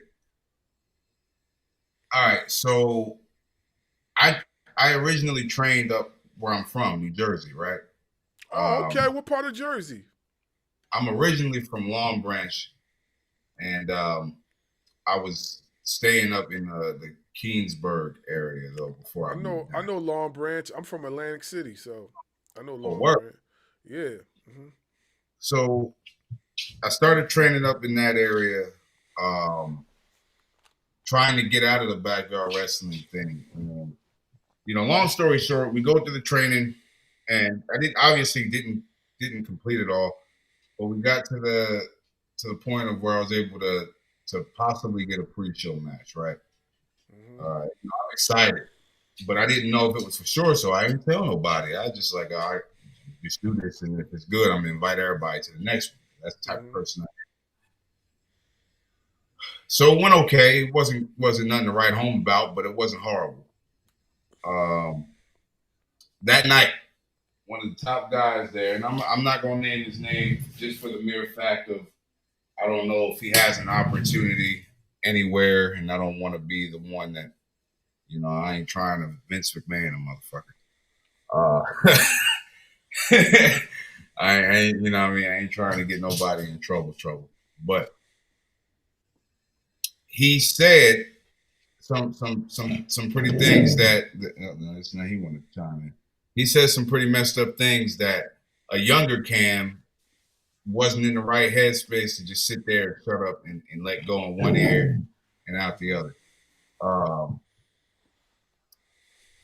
So long story short, it didn't get physical, but I talked back and I thought wrestling was done. That was the summer or fall of 2015. And then it literally wasn't until February 2018 till I had another professional wrestling match, and I had already had to move down here. Yeah. So it was a horror story thinking that it was over. I mean, hell, I went back to backyard wrestling at that point. I said, "Oh, it's over now." I just stepped up to the wrong person. That's it. But you know, it was a horror story because I thought it was like, man, like that was so cool, and now I can't do it no more. But it ended up working out. That was one of the ones that ended up working out. Another horror story is that there was one show, the first time I didn't get paid. There we go. That's a good one. Show you how there's some things you can't take out of a person. Like that ruthlessness and that that belligerentness is always going to be in me. I've done good with putting a lid on it, but it's always going to be in me. So we do a show, me and my tag team partners at the time. I was in a group with Drew Hood and Chief Django. And it's time for us to get paid because we got to go to another show. You know, pro wrestling and double shot works where You get up, you go to one show. Once you get out of the ring, you hop in the car, you go to the next show. Try to make 2 paydays in one night. Very, very common thing, believe it or not. Well, the first promoter had some. He was just personally pissed off at Cam. He was. He decided he wasn't gonna pay us at all. Like okay. So, I said I can sit here and I can argue with this man, or I can do something that demands I need my money. So I went out to the ring and started loosening the tightrope. I was gonna leave with that motherfucker. I was like, okay, you ain't got my money, you won't have no show. Long story short, my money showed up magically, and that's how we avoided that horror. Another horror is when this happened here on my teeth, right up in here. I don't know how well you can see it. It looks decent on camera. Damn, it's healing up. But I was in the ring and somebody was doing a move off of another person's shoulders, and I've taken this move from this person a billion times. So I had no reason not to trust them, and it was truly a mistake. They slipped, and when they slipped, their elbow hit me right here in the mouth, and it knocked these 2 teeth back further inside my mouth. Yeah, that one was a scary one. That was probably the scariest one. Got to the doctor. The ER. They was not trying to mess with me. They was not having it. And then eventually, I just begged the man. I said, "Oh, bro," I said, "just try to pull it forward. Like I can push it with my tongue." And then we literally pushed it back into place, and they made a makeshift brace, and it's been like healing ever since. Like, and it's not the prettiest, but all my teeth, it's still my original teeth. Praise God. Sheesh, man. So it's safe to say you ain't doing Mark Briscoe. Oh yeah, no. Yeah. I mean, the goal is to get them replaced, but I don't want nothing I gotta pop out. If I'm gonna get my teeth replaced, it's gonna be a permanent replacement. It ain't gonna be no. I'll forget to take it out, and then me, I done had one too many of these, and then soaked the tooth all up and shit, and I can't have that. Yeah. I've seen a lot of situations in pro wrestling where wrestlers have lost teeth. We mentioned Mark Briscoe. Miz lost his tooth in one match one time. Miz lost his tooth. Who was it? Castagnoli, Cesaro. They did the thing on Raw. Was it him and Jeff Hardy or something like that? Was that the two of them? I believe so. And his teeth just shot out of his mouth when he hit the dog. Bro, oh, that was scary. That was scary. And you hear all these stories and you say, well, this could happen at any time, but then you really start to believe it when it happens to you. You know what I mean? Like, my teeth thing. Now I'm very protective. Like when people like throw kicks and stuff, if there's a certain way to take a kick, there's a certain way to take a punch, there's a certain way to also do that so you don't knock the teeth out, but you get as close as you can as possible, There's ways to do all that. So now I'm very I would say that has matured me. We're talking about maturing. Like that's one of the things that has matured me. Is me now looking out not just for my own safety, but other people's safety. And that's the genesis, right? There's the yin and yang. Like he said, bro, I feel like I'm talking to a heel, but now that's just the babyface side. Is that on the real end, I'm the first one I'm watching at every indie show I'm at. I'm watching the monitor. I'm watching every match. Biggest reason why is like you can't claim or hang around with or associate with anything close to the best if you're not watching the whole show. Like, because 9 times out of 10 on that show, even if you had a perfect match, there's still somebody that did something better than you did. They did. It don't matter where you find it. It could be as simple as stopping to look at the crowd. Somebody could have did that better than anybody that night. You know what I mean? Like, look at that stuff, study that stuff.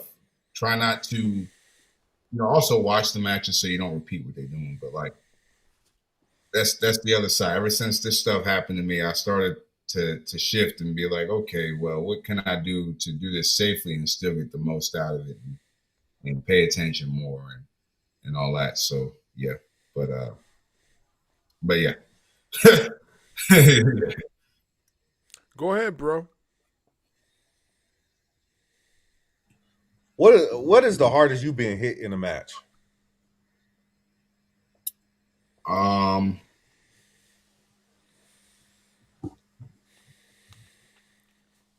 It probably have to be when the elbow hit me in the teeth.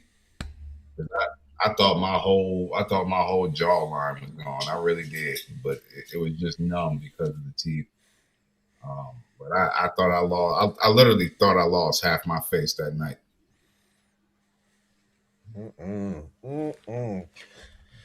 I couldn't imagine that. Like, I seen, like, just earlier I was watching. It was a TikTok, and you know how these dudes get these permanent grills put in. Mm-hmm. And then the dentist has to remove the permanent grills, and you see like their teeth all rotted and stuff like that, and they have to start pulling.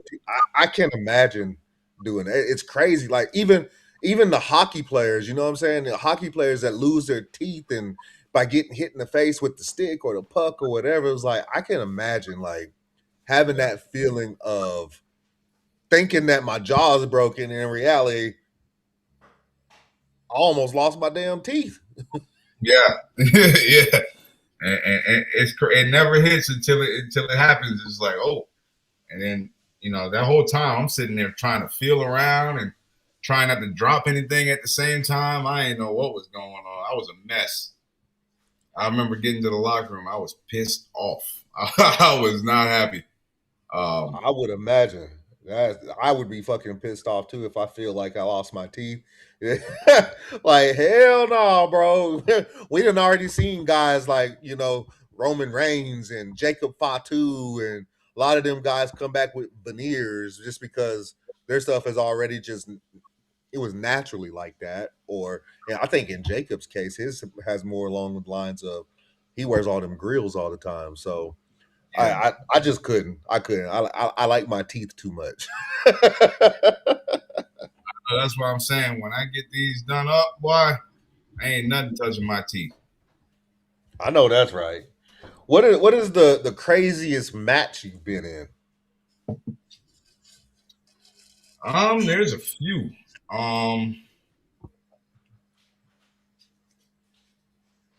This past year I did 3 stages of hell. It was Barbed Wire Massacre at the end. Yeah, I never thought I'd be in one of those. I can tell you that.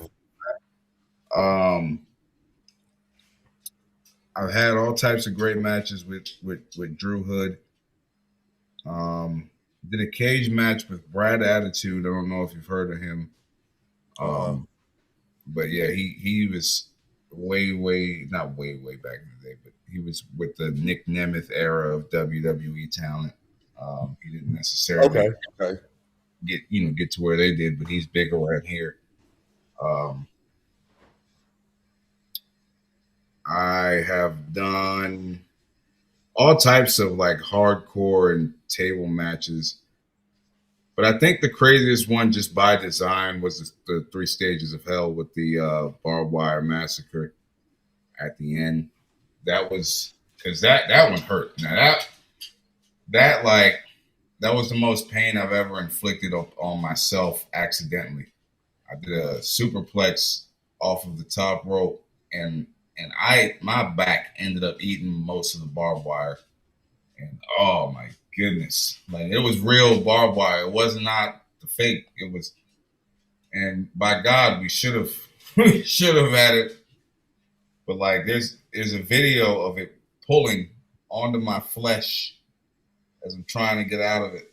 Like, oh, that one sucked. That one sucked. I don't know, man. So what is it like? What is it like? Because we see it more so on AEW than we do on like WWE shows and stuff like that. WWE plays it more safe, where AEW would play little dangerous games every now and again. What is it like taking barbed wire? If you're playing it safe, if you gimmick the barbed wire, hopefully I'm not giving away too much of the business by saying that, but if you gimmick it to where, you know, the ends aren't as sharp, or if you bend them down or something, it's absolutely A-okay. But if you don't, and you do what my dumb ass did, and you drop your back onto it and it's still sticking up in numerous places, it's gonna hurt, and it's not gonna go away overnight. Like, you're gonna have to disinfect it. You're gonna have to like aloe vera that mug. You're gonna have to be on it. Like, it's a whole. You need, like, it needs to be looked at. Like, it's bad.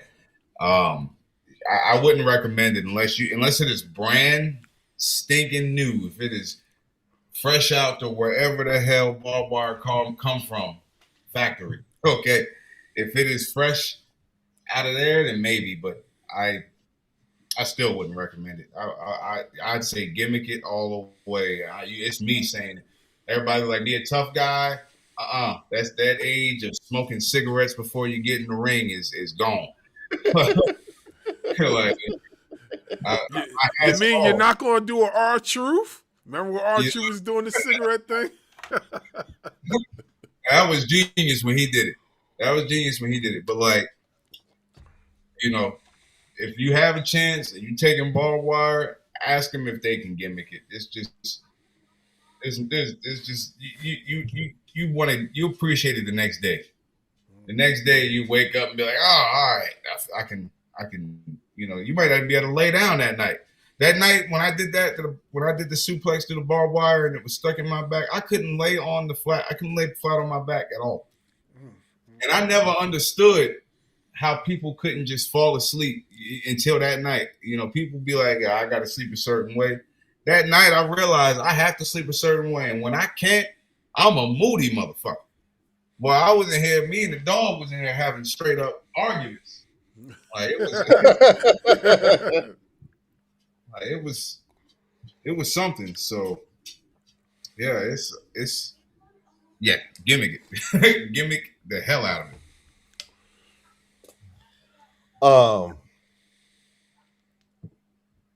What do you think when you see guys like Jon Moxley taking barbed wire, or, you know, those spots in AEW where you got Ricochet using the scissors on somebody's head, or, you know, you got Moxley using forks on people's heads like Hangman Page at All In. Like, what do you think when you see that kind of stuff? I think they are making some damn good money, because yeah, that's the only way. That's the only way. And because they're white. I'm sorry, I didn't mean to say that. That's the truth, man. I love wrestling, but there's some things a white wrestler do that a black wrestler would be like, hold up, you want me to do what now? Like, nah, they making good money, and that's what they specialized in. Like, a lot those guys come from that background already. You know what I mean? Like, you know, Moxley especially, and all those guys that toured in Japan. I mean, they came up essentially around the peak / end of the deathmatch era over there. Like, so it's kind of in them to want to emulate that and take it to the next level when they do stuff like that. And I understand it. If you making, you know, if you could afford the healthcare that comes with it and all the cleanup and all that, then by all means. But, you know, if you still working your way up the ladder, wait. You know what I mean? Wait until you get there. Yeah, you brought up something about white folk. So did it make you think just a tad bit different when you saw Swerve do it? Oh, hell no. Hell no. Hell no. Swerve ain't got me fooled, man. Hell no. Nah, Swerve's been through some wars. I've seen some very gruesome matches with Swerve. Bro, Not just he had Hangman's blood in his mouth, bro. Look, but I'm see, telling you, I'm not denouncing the man's blackness by any means. I completely recognize him as a black was a former AEW champ, right? I recognize him. I'm very proud of him and for what he stands for. But it goes to step one, making a whole lot of money. Because I tell you what, go ahead, go over there to Bobby Lashley. Ask Bobby Lashley to do that. Why watch what Bobby Lashley like, hell no. He gonna hit that Lashley voice on him quick. He gonna yeah, a lot of people don't know though, like Swerve comes from that background though. Like he was in CCW. He was like one of the ultraviolet champions at one point. And when he had that gash in his back from CCW. Yeah. I remember that picture. And he comes from that background. And, giving him his props, like he's about it. Like when he's gonna do it all the way. You know what I mean? Like it does, like, to me, again, the art that's not particularly my kind of art, because if it happens so often, like AEW has already had more death matches than WWE has in the last 10 years. Yep. Like that's a problem. You know what I mean? Like it's happening too often. If you space it out to where it builds to these things and they're not so often, I think we'd appreciate it a little bit more. And I think more people would have, like, I think my mindset would be changed on it, because I wouldn't see it every time I turn over to the main AEW store. It's just too much blood, guts, and gore for everybody to come back the next week perfectly fine. You know what I mean? That's an issue. Like, it'd be one thing if people was disappearing, and then when they do disappear, it's because they fucking got hurt for real. And I'm like, whoa, and granted, again, I'm not shit talking AEW. I mean, it's a whole wrestling company, and I'm sitting here in my home office. You know what I mean? So trust me, I know where I'm at. But what I'm trying to say is, like, if it didn't happen all the time, they'd have a better chance at starting to build something that you can look forward to, right? Like the Elimination Chamber. If the Elimination Chamber happened more than once a year, you wouldn't care. You would choose which one to watch. You know what I mean? You would be like, well, I'm gonna watch the Winter Chamber because the Winter Chamber is better than the Summer Chamber. Like, if there was 2 Money in the Bank matches a year, it'd be the same thing. Instead, you space it out and you build up to these things so that when they happen, it's like, oh, it means something now. As to where, these guys, literally, I mean, how many times in 2025 have people borderline died on camera on AEW? Like, man.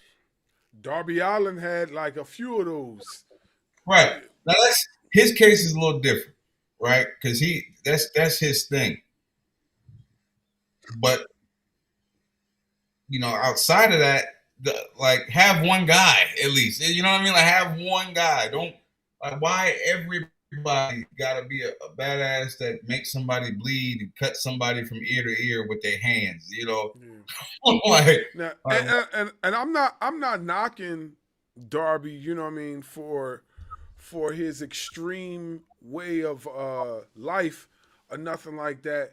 But I just feel like at times, like, the risk that he takes could be detrimental to his health long term. And I feel like right now he's young. So he could take the trauma for a little bit. But what happens when you get up there in his 30s and his 40s, and if he's still going to be doing this, like, you know what I'm saying, is he going to still take those extreme bumps? Because not for nothing, if you go back to the days of ECW, there's a few ECW wrestlers now that can't even lift a finger because of the extreme bumps they took, like, you know, in the past. I met sometime within the last couple of years, I met Stan Hansen, right? And he's not an old ECW worker or nothing, but you know, he's a legend. Right. And he's actually one of my favorite wrestlers. I know it's shocking, right? A lot of people wouldn't think Stan Hansen one of my favorite wrestlers. But I shook his hand. And, you know, I thought my hand was a little deformed, but I look on this camera, my hand looked normal. His hand, this is a man that if you seen him bump, it wasn't like he went through tables or nothing like that. Like his hand was all like, you know what I mean? It was crazy. So I imagine what the old, old deathmatch workers got to go through, and that's what scares me about like Darby Allin. But again, brother getting paid nice, you know, like I just wish, again, don't just do it because you can, do it because it makes sense, you know, or because we've built to this to where we have no choice but to do this. Like, we're going to drop the ball if we don't do this, but don't just be like, all right, well, you can do that. You can fall from all the way up there. Fuck it. Let's do it. Not everything's an effort. Let's find out, you know, not everything is, it's not always like that, you know? And it's like that too often in AEW. It's just, and again, I like some of the show, but I just don't see the point. I don't hate the guys. I don't hate the company. I don't see the point, though, in doing so much blood stuff. Especially if everybody's going to come back next week perfectly fine. Like, that just doesn't get up to me. Well, it's just like a few things that a good friend of ours, Too Cold Scorpio, said.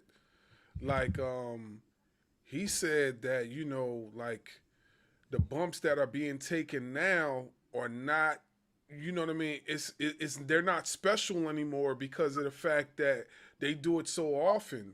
You know, if you save those special bumps, if you save those special maneuvers for moments, people appreciate them more, you know? And he's right, because he's like one of the innovators and originators of like hybrid super style type of bumps that you at the time he was doing it, nobody was doing that really like that. Unless you were a luchador, you know what I'm saying? Unless you were a luchador and you were in Mexico somewhere. But in the States, like, not too many people were doing that, and he was doing it effortlessly. But the thing with him was he wasn't doing it like he wasn't doing it to a point where like it was all the time. It was basically like when it was needed. You know what I'm saying? There was some moves that he did like I didn't even know he knew how to do. You know what I'm saying? Right. So it you know, if you have an OG like him saying it, then it's gotta be, you know what I mean, it's gotta be facts, you know? It's gotta be facts. You know? Yeah, it's just I really think it's just proven. Like, I think it's something that, if I'm being honest, like, just throughout time, you can see it in all these wrestlers. Like, just look at any like wrestler arc from where they were to where they were right before they stopped. You know what I mean? Like, even the Undertaker looked shaky on his last few go rounds. You know what I'm saying? Like, you could tell when it's there. And this is a man that had 30 years of, damn near 30 years of, you know, doing the same thing, if not trying to find different gear changes within that same thing. Like, and that wasn't too dangerous for him, but like, this just the stuff is dangerous now, bro. Like, and we're giving a lot away. Like, as wrestlers, we're giving a lot away. You go to the indie shows, and that's why, like I said, you really gotta. It's so difficult, but you gotta have a lot of heart to be an indie wrestler. Some of these guys go out there and they empty the tank, man. These guys do. You'll see Canadian destroyers, backflips, people land on their feet. Look, man. I just seen motherfucker double moonsault, did everything, but besides call his mother when he was in midair. I swear to God, did everything besides that. Land moonsault, get up, and then do a corkscrew. I look back like, I look at the process and say, "You paid this some bitch $30, ain't you?" Like, you know what I mean? Like, that's craziness. You know what I mean? That's just it shows to the heart of the wrestler, but just how hard it is, how difficult it is. And again, that bump card, man, it's few and far in between now. Like, they need to mean something. Yeah. Everything's got to mean something, man. Like, why would you do things if you can't give a meaning to do it, if you can't give a reasoning? You know, like, that's, you know, I don't know. It's those like simple things about wrestling that a lot of people don't get, you know? You don't think because of the, you know, well, let me phrase it like this.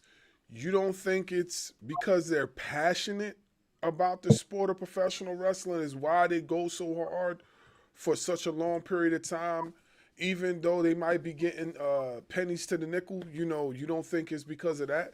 Because, like, we spoke to a lot of professional wrestlers, and, you know, a lot of times when they explain why they do what they do, even if, you know, I mean, the promotion's not paying them as well as the next guy, they just do it because they're just passionate for the art form, and they feel like they'll be doing a disservice if they don't, you know, don't go out there and go all out, you know, and so the fans can enjoy. I feel like there's some of it, you know, I mean, I feel like some of it's passion, and I feel like some of that's also a cliche thing that we've heard so many times from people, that a lot of people have adopted that. Like, I think that's true for like your first couple of years, right? Because there's really no money in it your first couple of years at all. But like,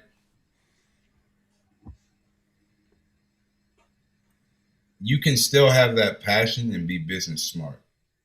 You know what I'm saying? Like, again, I'm not traveling the country or on TV, but I make what I feel I'm worth when I wrestle. You know what I'm saying? Like, and a lot of people are missing that part of it. Like, they're missing that. Like, you can have all the passion in the world. You can go out there and sign it in hopes that somebody important is going to see this and give you what you want out of it. But although that's a possibility, it's never guaranteed, right? So you have to, you know, again, for as much passion is out there, I believe that's the reason why people keep doing it. But I don't know if that's the reason why people go out there and try to have WrestleMania on a night where they're supposed to have Monday Night Raw. You know what I mean? Like, right. That's kind of the difference. I'm the line I draw there is like, yeah, there's passion, but, you know, there's still being smart. Like, if you know you got to do 3 shows this weekend and the third show is going to pay you the most, then on show 1, if show 1 is paying you the least and there's not really much, you know, stake in the ground there, bro, then you got to take it easy on show 1. You know what I mean? Like, you can't give them night 3 on night 1. Right. You know, you got to give them night 1, but you gotta make it worth what was paid, you know? Right. And then you got to make sure the fans, first and foremost, feel entertained, because if they don't like it, then you definitely ain't coming back. Right. And that's why I'm big on just being crowd heavy for that reason. So I don't have to mix my passion. You know what I mean? So I don't have to fall on that. But yeah, I think some of it's passion, but a lot of it is them them wanting, yes, passion, wanting to be the best, wanting to have the best match, wanting to have the best moves. But a lot of that selfishness too on a card, because how many times have you watched a wrestling show and then seen the same move in almost every match, right? Like, then it's not special anymore. You can't pop for the big super kick if you've seen it all night. You know what I'm saying? Like, so I don't know. I'm 50-50 on that. I think some of it's passion, some of people use passion as an excuse to get themselves over, for selfishness. Like, am I passionate about wrestling? I can tell you I love it. Passionate when it comes to certain aspects of it. But I also know that if I ain't making a certain amount, my black ass is happy sitting on that ramp with that mic in my hand, making fun of the crowd. You know what I mean? And you want to see me get in there and do the taker dive, then I'm gonna need, and you want a really good match to get somebody over, that's fine. I can do that no matter what you pay me. But there's levels, there's and that's with any business. Like, that's like all these subscription based, like, you get your starter package. It's usually, how all these streaming services do. You get the one with ads that's a little cheaper, and then you get the one without ads that's everything in the kit and caboodle. It costs you an arm and a leg. That's how we, and that's what I kind of call booking indie wrestling. Like, it's like having a bunch of Netflix subscriptions. Like, when you're a promoter or a booker, you're looking at that because you got to pay that probably monthly. You know what I'm saying? If you want to keep this person around, right? So you want to make sure what you pay for in January is still worth the same in October. And that's it's a whole system. But yeah. I've got far off the point, went off on a hard ass tangent, but yeah, some of it's passion, yes. Yeah, no, I get it. Go ahead, bro. So where do you see what out of all the companies that we have out there right now, where does Cam Jackson see himself fitting in the best? I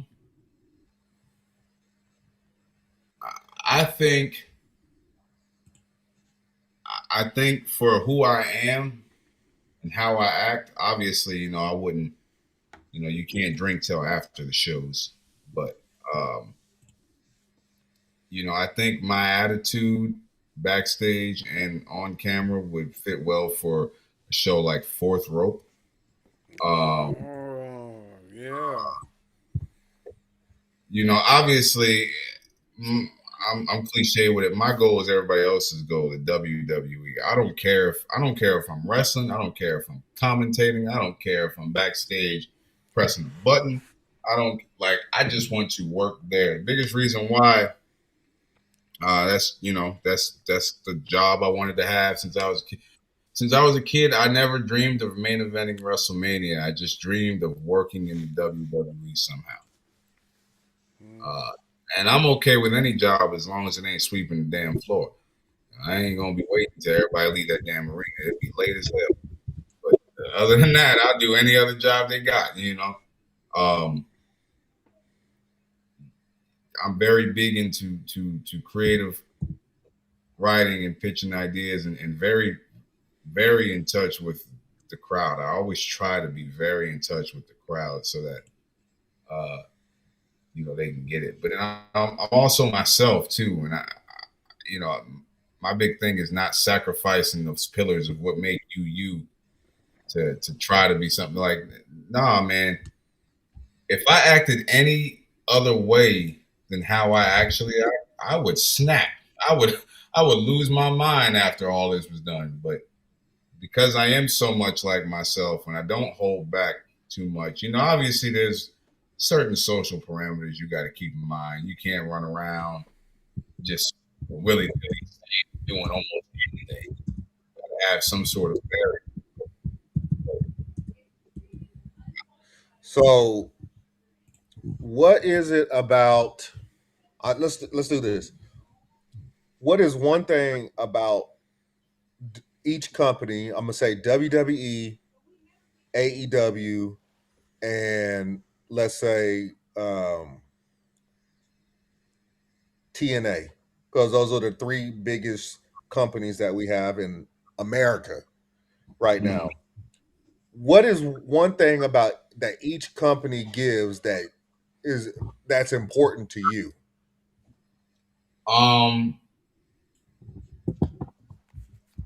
WWE give you security. They give you security off a guaranteed contract and an opportunity to uphold your obligation at the very, very minimum to be able to make money and sustain, right? AEW will probably give you the chance to live your dream a little faster. They probably will help, let you have a little bit more insight on being who you want to be at first. But I also feel like a lot of what AEW does is to say F WWE, and that I don't like working with anybody whose objective is to say F you to somebody else. Like that, we shouldn't be worried about what they're doing over there, bro. Like, you know what I mean? Like, let's invest in TNA. Biggest thing about TNA is the perfect company to put yourself on the fast track to go to WWE. That's what TNA offers. They literally offer the fast track. Like, they offer you the opportunity to be in front of eyes, to work with, to be around, and then the whole time they scout, WWE is scouting it, So like, it's TNA is probably an indie wrestler's dream right now. If you end up in TNA, but that's now, that's where it's okay to go have WrestleMania every night, because the same people that book WrestleMania is watching. Like, that's where it's okay. But like, yeah, that'd be the biggest thing about all three. WWE is the granddaddy. That's the company, you know what I mean? So it's like, you always want to make it to the big dance, you know what I'm saying? Like, you always want to say you made it all the way to finals, all the way to nationals, all the way to wherever. and WWE is that. AEW is the alternative, right? It's the cool renegade other one out there, and holding his own. Might not have some ways that everybody agree with, but it's holding his own, and best thing about it is they have the Ring of Honor section too, so that there's space on the roster. But TNA is like, it's the smaller of the three, but it's the only one with a direct link to get to where most people want to go, which is the WWE. So that's the biggest thing they offer. Well, as we start winding down, I want to ask you something. I asked this question to, we have a lot of black wrestlers that come on our show, because nothing against, any other wrestler, but we kind of prioritize, our brothers and sisters, you know what I'm saying? So where do you see black wrestling today? Do you think it's in a good spot? You think it's in an okay spot? You think it could be better? Like, where do you see it? I think, believe it or not, I think we're a lot further in this race and a lot further in this journey than anybody thinks we are. You know what I mean? I actually think, now I'm not saying it's over yet. Now I'm not saying we 100% equal or nothing like that, because we all know that's not true. But what I will say is, we have, at the very minimum, representation everywhere, in every top company, in every top division, in every top company. We have representation there. And I think us as black wrestling fans, sometimes we become wrestling fans at the heart of it, and we want something now that the people that we want in those positions didn't necessarily work towards yet. And a lot of the argument gets thrown back at, this, well, they don't want to book these people. They don't want to book this one. They don't want. And I think, like, sometimes as Black people, we got to also enjoy the ride too, and I'm not saying sit back and shut up. No, I'm not saying that at one bit. But what I am saying is, like, we can't take everything as an attack against us in wrestling, especially because let's take Javon Evans, for example.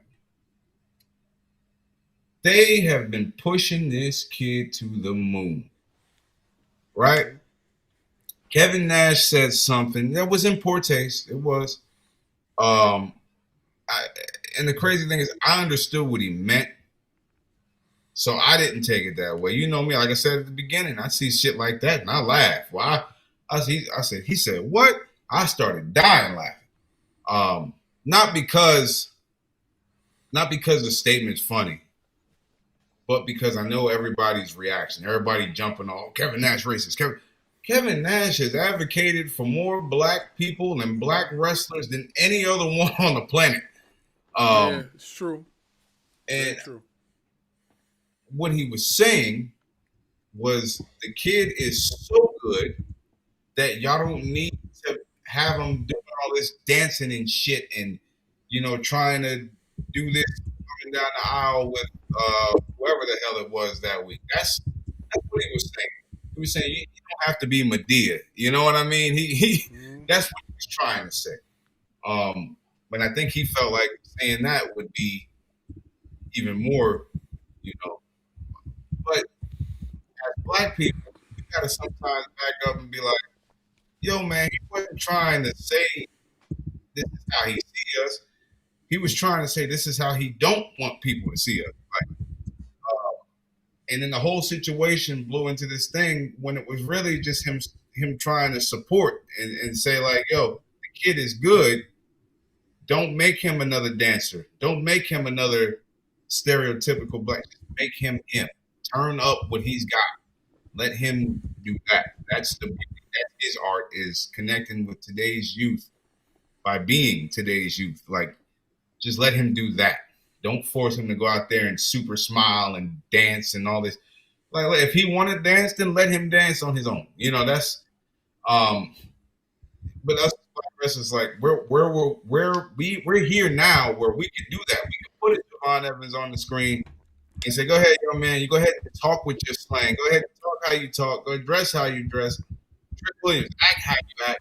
You can do that now when good and hell well 10 years ago, we had that. We had that 10 years ago. We had that 12 years ago. But it wasn't Javon Evans and Trick Williams.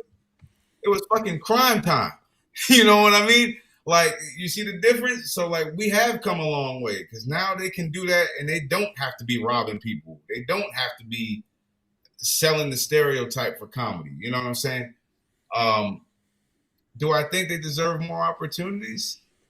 Yeah, but I'm biased. I'm always going to be a little biased because I know how hard it is to be a Black wrestler and to finally, I go through, to this day, bro, I get in front of crowds and they say the N-word and I gotta, you know what I mean? If I flip my script though, I make us all look bad. That's the thing. The second I lose my cool and beat up somebody that isn't a grown man, you know what I mean? And because they said the N-word, they can flip the narrative on that, well, that's just too, we get shutting them up, but then you ain't have to, it turns into all this. So, like, we've come further, but yes, we're still examined more. We're always going to be examined more. We're always going to be talked about more. We're always going to be looked at harder. That's America. This is an American sport. Like, it is what it is. We're gonna be under the magnifying glass. Best thing to do underneath there is smile and show our damn teeth and keep pushing. Like, that's so we've come a long way. We're not done yet. We're gonna keep moving forward. But still got to realize we got to celebrate the successes that we have. I mean, like, who was it? Was it ACH that quit the WWE because of the shirt? Yeah. You know, and that one I understood. See, like, and that was one of those things like, okay, yeah, you know what I mean? Like, I get what the design was meant to be, and I don't think anybody in the creative thought anything racist when they did that. I thought they thought of that big ass smile and just putting it on a shirt. And I think they thought of how cool it would be, and had it been on anything but a black shirt, this shit would be a winner.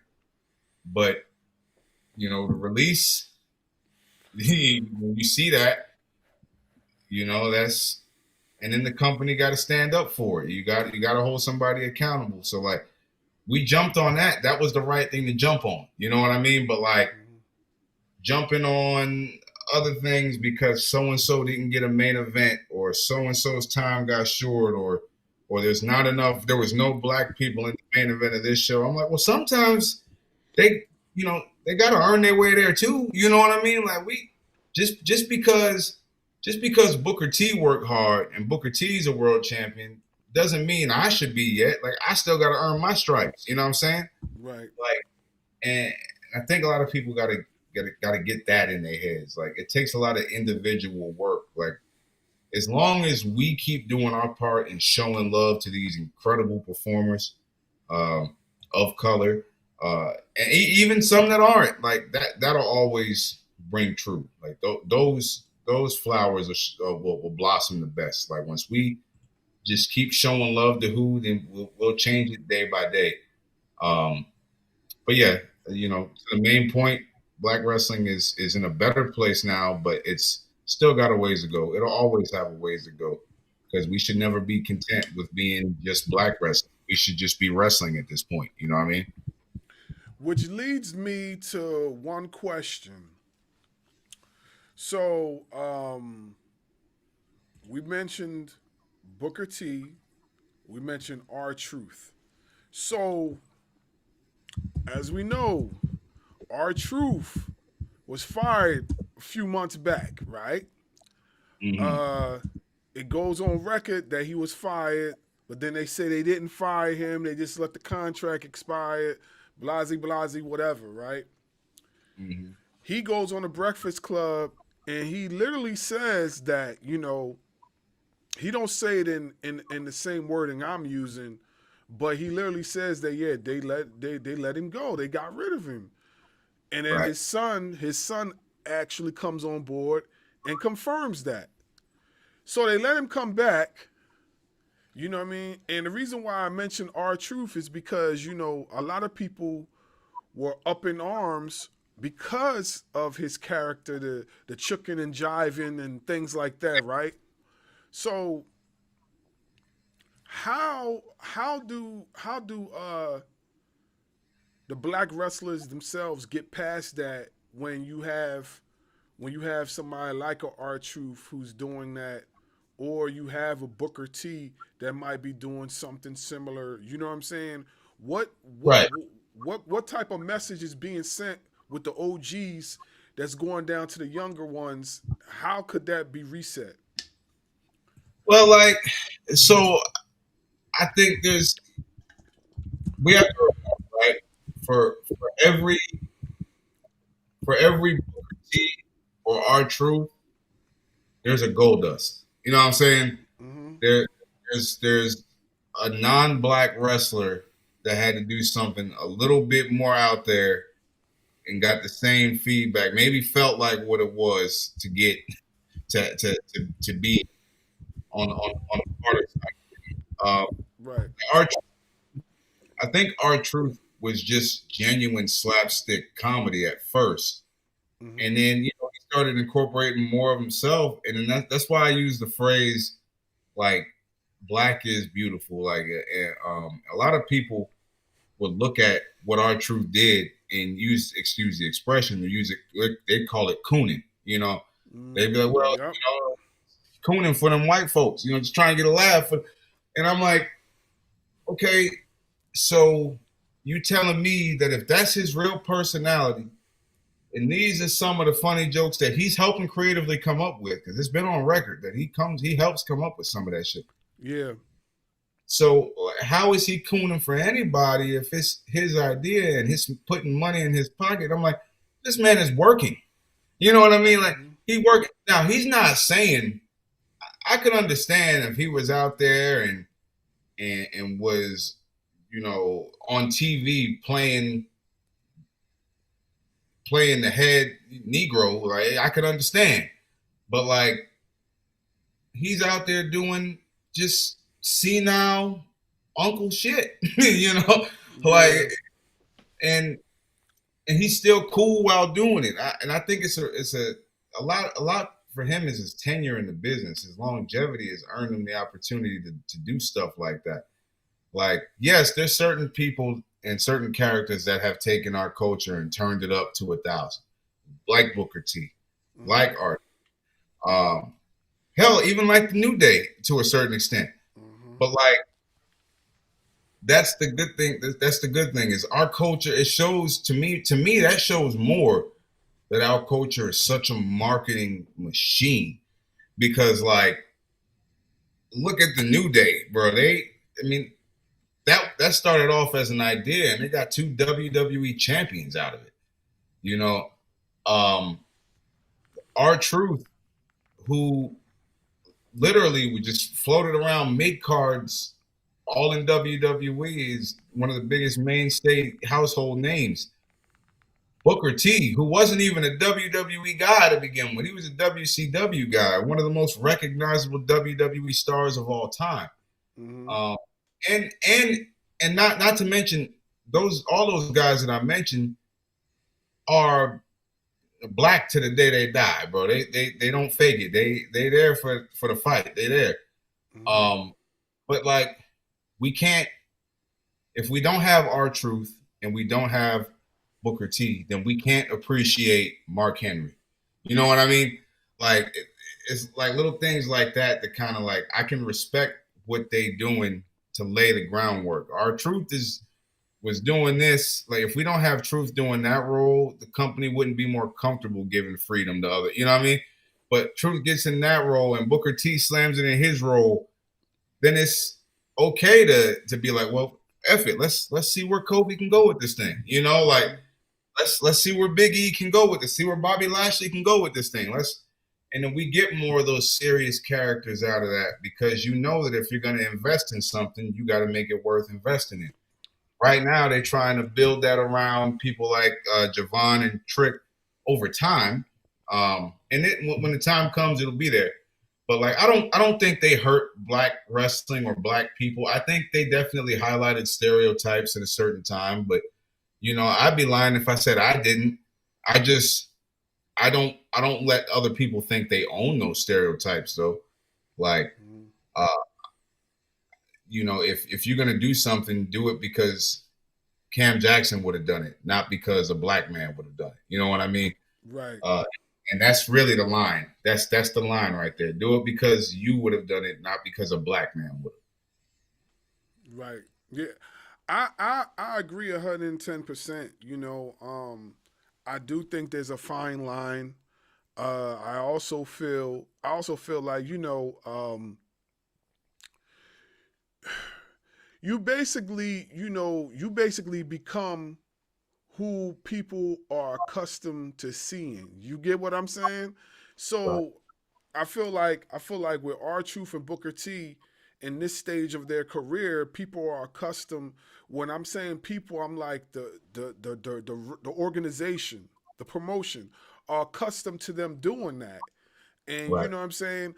And it's not like they can just, you know, like, you know, turn it off and just be like, yo, you know what I mean? That's their character. That's who their character is now. I mean, we might not like it, but that's who they are now, you know? And trust and believe, like, you know, I didn't really care for it like that neither, but I do understand these are characters that they're playing. It's not like that's how they walk around outside of wrestling. You know, as much as you people would like to think that Yeah. this is what they do. They don't do that. And me and him was going back and forth with so many people about that. That's not, you know what I mean? 9 times out of 10, that's not really who they are outside So of the ring.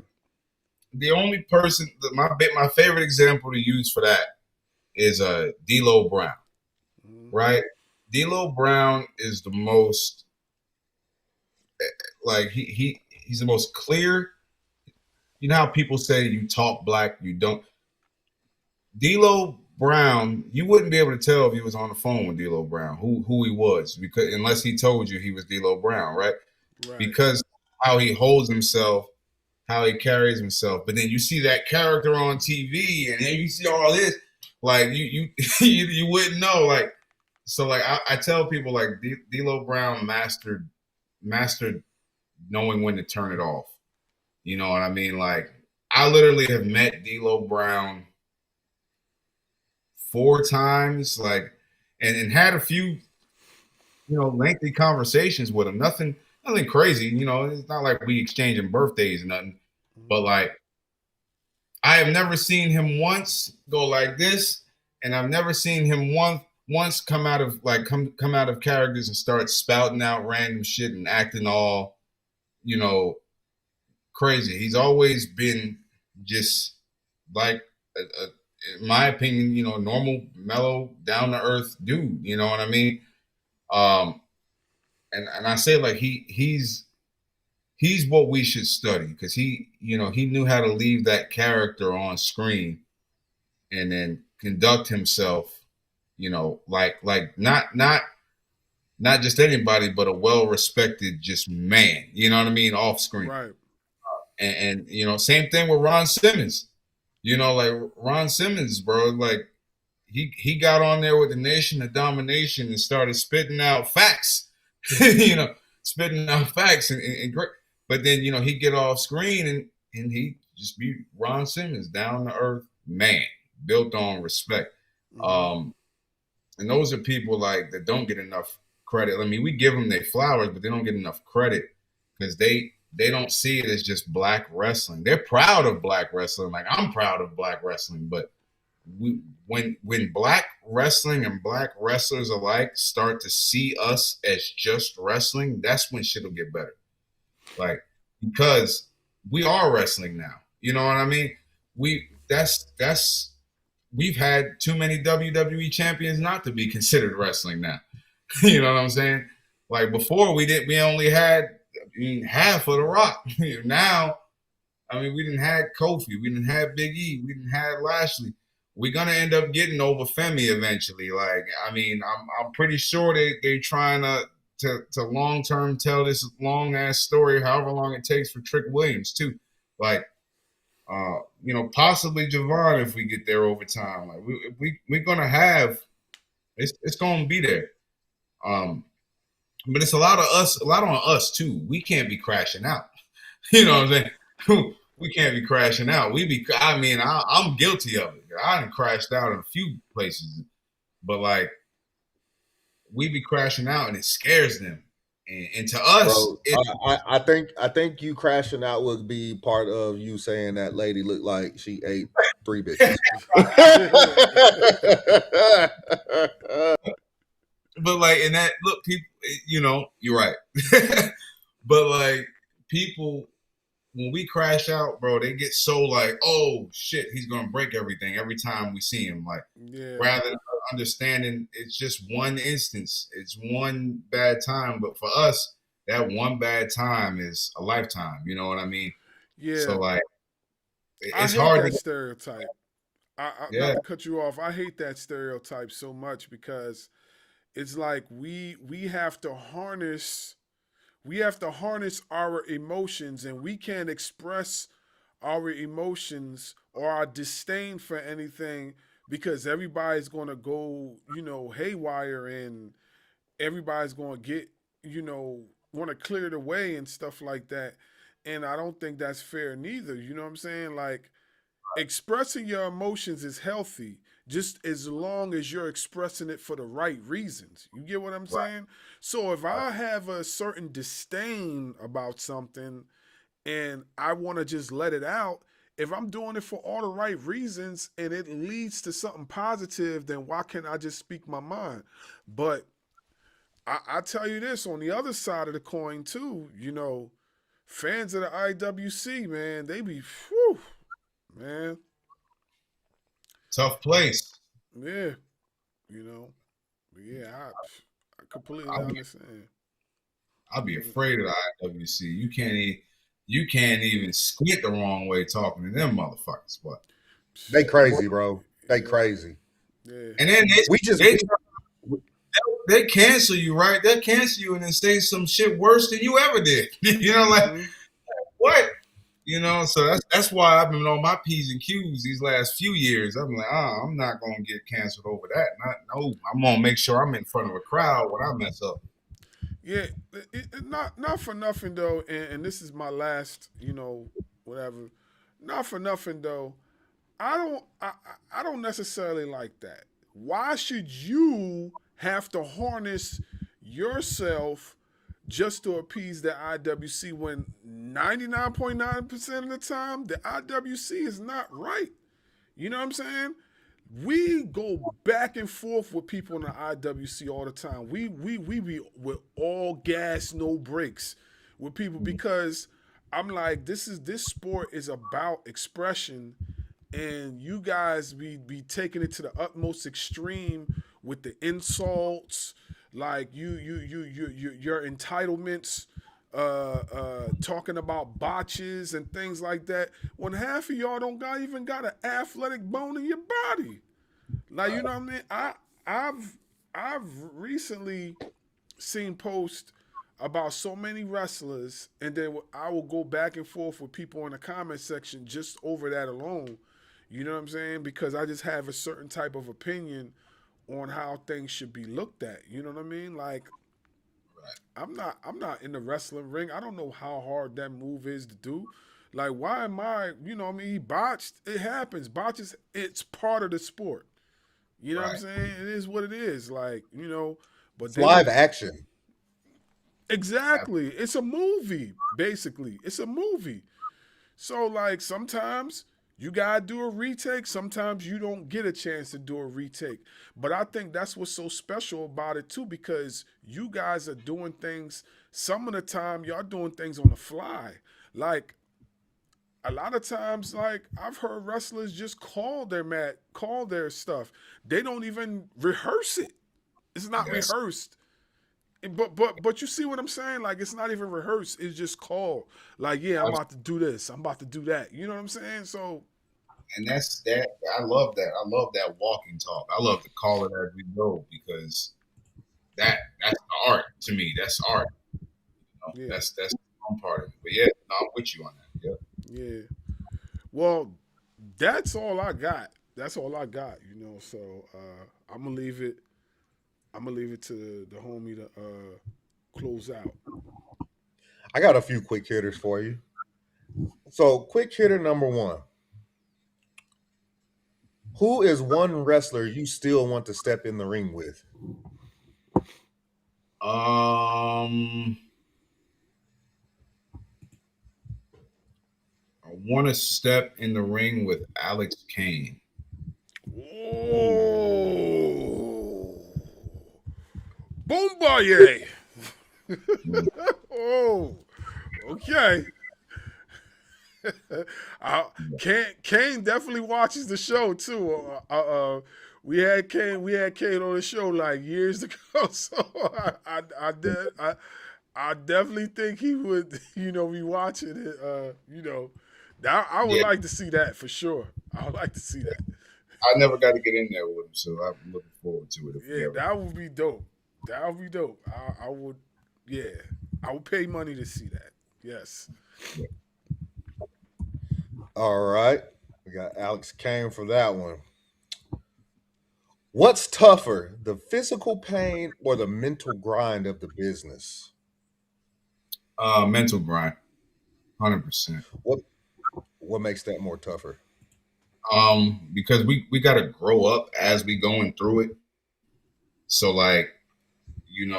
spend a lot of time on the road, and this is this ain't like Hollywood on the road where it's a green room and you know one celebrity because he was in that one movie somewhere. Like sometimes you go to wrestling shows and ain't nobody you know in that motherfucker. Like ain't no famous name, ain't no reputable name, and you just gotta hope that it's good because and hope they ain't gonna skimp out on your money and then find out about yourself and deal with situations on the fly and then say you driving 10 hours back home. Hopefully you don't blow out a tire and extend your trip because you got to be back at your regular job in the morning, and then on top of all of that, if some of these guys, I'm lucky right now. Well, I shouldn't say lucky, but I'm not in the position where I have to provide for anybody else but myself, and my dog, obviously.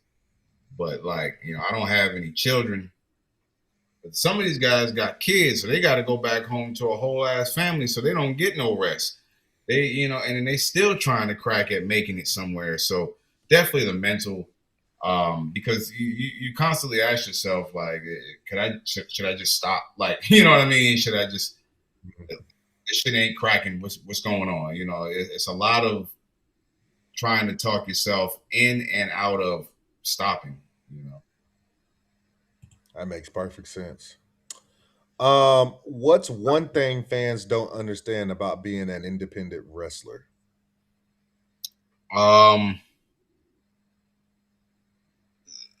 That we're still human. That although we're still human, we still like our privacy too. Like, yes, we're not John Cena. We're not all these people that you got to get in the line to line up to see. You could, let alone you might be able to see your local wrestler at the grocery store, but still treat them with enough respect not to just roll up on them. Don't just roll up on them, or don't just say whatever you want because you heard them say it at a show. Like, I've had fans. And luckily I'm cooler about it because again, I don't have kids. If I had kids, I'd turn around and slap the hell out of somebody. But I've had fans come up to me in public and recite some of the stuff that I say at some of these shows, which is not stuff you should just be shouting out in the middle of Walmart. I'm over there. Like, hey, yo, Cam, wash your ass. I'm like, what the fuck? I'm over here trying to get some juice, and you talking about come on, man, the whole store is stop and turn too. Just make everything a whole bad situation. But yeah, we human, but we respect our privacy. We just give us the little bit of space. I'm not saying don't approach, but watch your approach. Hey, are you this person? 9 times out of 10, they're gonna stop and take a picture with you anyway. So just play it cool. That's what I think fans need to understand about independent wrestlers. Play it cool. Don't play it like we just play it cool. All right.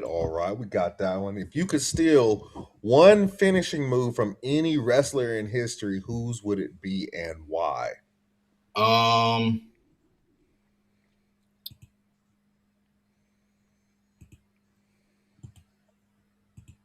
Probably the RKO. If he never did it first, probably the RKO because it's the perfect finishing move. It's perfect.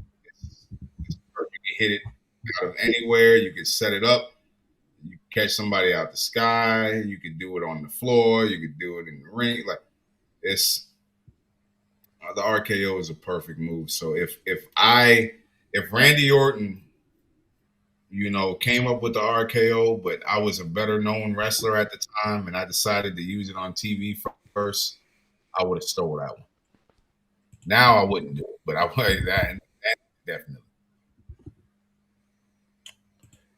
What's the most disrespectful thing an opponent has ever done to you in the ring? Definitely spit on me without okaying it with me beforehand. Yeah, I mean, I got even. I handled it, but that's definitely the most disrespectful thing. Because I thought this shit was about to get real. I was like, oh, okay, but I know they was doing it for the story, but they could have said something ahead of time. But it's all right. I ended up spitting back eventually, and I know my spit was nasty when I spit on him. So we was definitely even. So. Wow. Okay. All right, hold on. First off, if I don't care, okay, I get it. Bro, you spit in my face without okaying it with me, we fighting. I'm not talking about no wrestling match. I'm talking about we coming to real blood. What did Undertaker say? You got that receipt coming, and you gonna feel said receipt. Oh yeah. No, yeah, you're right. I made sure they felt that receipt. I definitely made sure they felt it. Like spitting in somebody's face, spitting on somebody, period, is one of the most disrespectful things you can do to anybody. Like boy. Yeah, it take you to a place, don't it? Nah, man, ask him. We were talking about it the other day, talking about having some crazy friends. And he said, "Nah, I can tell you crazy. You crazy. Bro, I don't play that nonsense. I do not. Like my son, he's 6. Don't get me wrong, he's 6. He may not know any better, but he was playing around one day and he accidentally spit in my face. Oh, I had to calm myself down. Yeah, because I had to remember that's your son and he's only 6. You better believe. Yeah, you better believe I had a stern talk with him to the point to where when I was done talking to him, I didn't hit him. I didn't lay my hands on him. I didn't spank his butt. But he was crying when I was done. Word. And like, I can't do that. I can't do that. Like, no, that made even with you saying that, like, made my blood boil. Yeah, it's one of those. And like it's such a split decision thing because it's like I could flip the script and dump this dude on his back and just start. But then it's like the second I do that, again, black wrestlers, bro, you got to think about it. I don't just mess it up for me. All of us now, you know what I'm saying? It's all of us. And the Cam lost his mind. They're gonna look at every other black wrestler that comes through those doors, So I mean, I kept it down, but then I still got even though. Like, we just gotta. But yeah, going back to it, yeah, that was the most disrespectful thing. Yeah, it was tough. It was tough. It was tough. Ooh, man, What's one move that always fires up the crowd for you? Scoop slam / elbow drop. So, in the 2 simplest moves I do. Well, I do a lot of simple moves, but the scoop slam is what I do. When I drop the scoop slam, I usually bounce up in the air, jump up as high as I can, and I'll stop over the person. And a big gimmick of mine is the elbow drop, but not off the top rope. I literally will run to the rope like Hogan, come back and drop my elbow. And it's gotten so over. Like I sell T-shirts that say elbow drop on them now. Like it's so over, and it fires up the crowd so much. Like I think it's because I didn't give up on it. It was the first thing I did that I didn't give up on. A lot of people were like, "That's stupid." They're like, I don't know if that works in today's wrestling. I'm like, well, I don't care if it works in today's wrestling. It's gonna work when I'm wrestling. Like, and just kept pushing it. And now, like, literally the coolest thing ever was we did a show at Lenny Boy Brewing a year or 2 ago, and there was like 500 people there, and then that was the most sellout for that. An indie show, 500 people, great.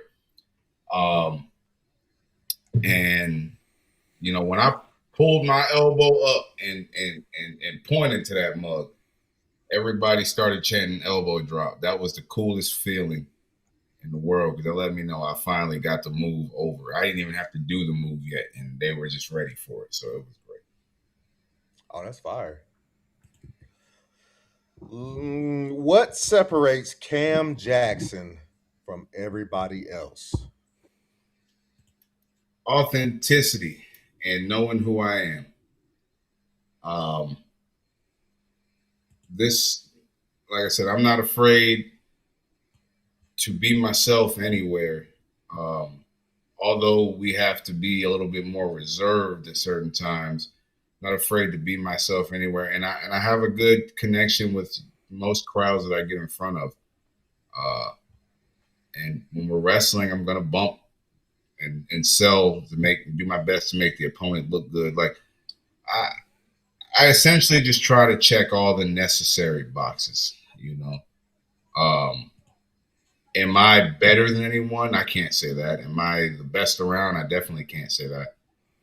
But what I can say is you're definitely in for an experience, and the crowd is not going to be quiet when you wrestle me.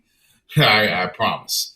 That's the one thing I strive towards, the crowd not being quiet. And so I think that's what separates me is like a lot of people go miles and miles and they'll go to the end of the earth to have the best match and get this match perfect. I don't give a fuck about all that. I mean, I do, but I care more about how the crowd likes it. Like if y'all like me punching him more than you like me doing a Hurricane Rana, then guess what?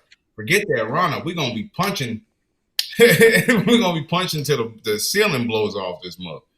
And I'm known for that. I'll switch shit up right in the middle of the match, and I don't care. Biggest reason why is like at the end of the day, we're gonna come back because we got the crowd this loud, and the promoters are gonna see that, so they can forgive me for getting rid of this huge spot they wanted to do, as long as they're gonna come back. You know what I'm saying? Again, so going back to it, I try to pop everybody. That's what separates me. I pop not only the fans, but the wrestlers in the back. And it's not my goal to do that, but I do it. My goal is to have everybody in the building entertained in what I'm doing. Well, I got one more for you, but this one always ends the show. So, Bars, you got anything else? No. Well, before I ask you this last question, go ahead and plug all your socials for everybody that's listening and watching this. But I think I am at Cam Jackson ENT on everything. That's Instagram, Twitter, or they call it X now. I don't know. I don't keep up with that. I think I'm that on TikTok as well. I don't know for sure.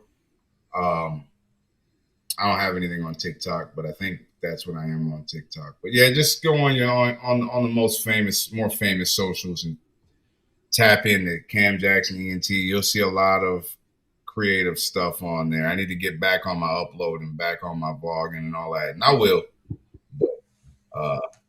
Yeah, that's where you can find me. You got anything coming up that you want the people to know about? Well, as of this time on the East Coast, today I'm at Matthews Comic Con. We're gonna be doing some hosting, we're gonna judge the costume contest, and I'm gonna host a cosplay wrestling show. I will not be in the cosplay wrestling show, but I will host it.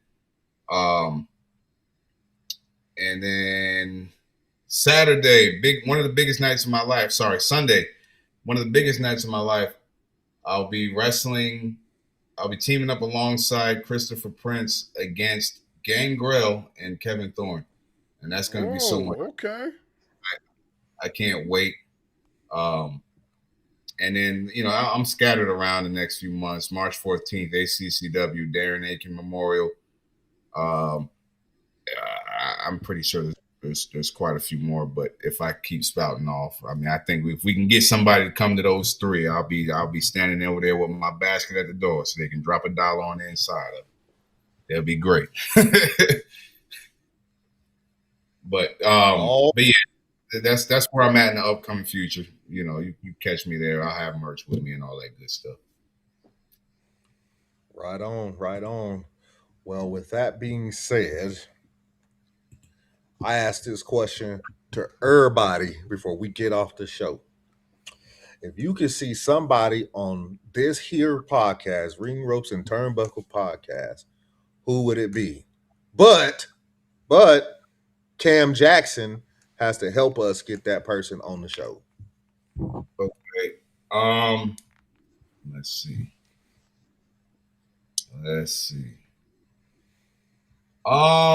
You know, I think y'all would get a kick out of the realness. You know, you think I'm real. My boy Bobby Ballantyne. He's real. He's in the same area as myself, Ray, Jordan, Zay. You know, he's real. He's definitely gonna have some good stories for you. Y'all get a kick out of some of the stuff that this man has been through and says. And he's a dear friend of mine. I think he's a good talent. I think I think he'd be a good one. So if anybody I could help get you guys to get on the show, it'd probably be Bobby B. Let me see. It says Instagram the name is Bobby. Yes. Got it. Okay. I will reach out to him and I'll let him know that you sent us if you want to hook us up with it. I'm gonna shoot him. I'll shoot him a message. I'll probably shoot him a message after I slide off of this. That way I know I did it.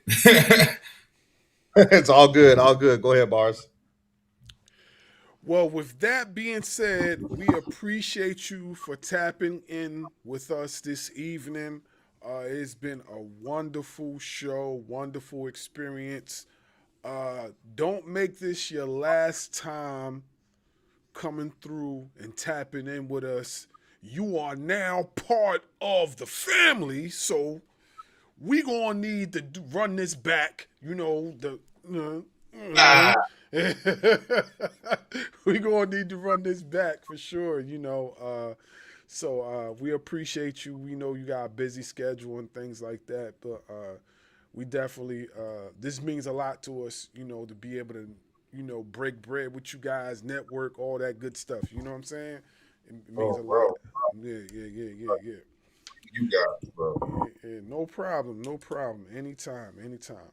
So with that being said, special guest Cam Jackson, Ring Ropes and Turnbuckle Podcast, the Insightful One, Bars Wrestling Media, and the Southern King, Darkwing Dub.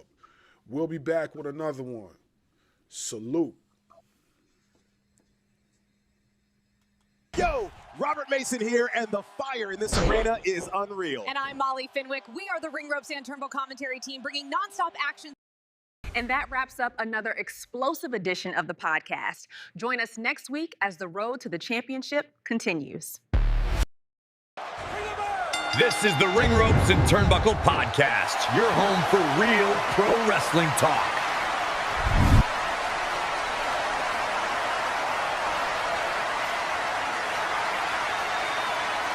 Make sure you hit that subscribe button. Yeah, we the champs. Thanks for listening. We gone.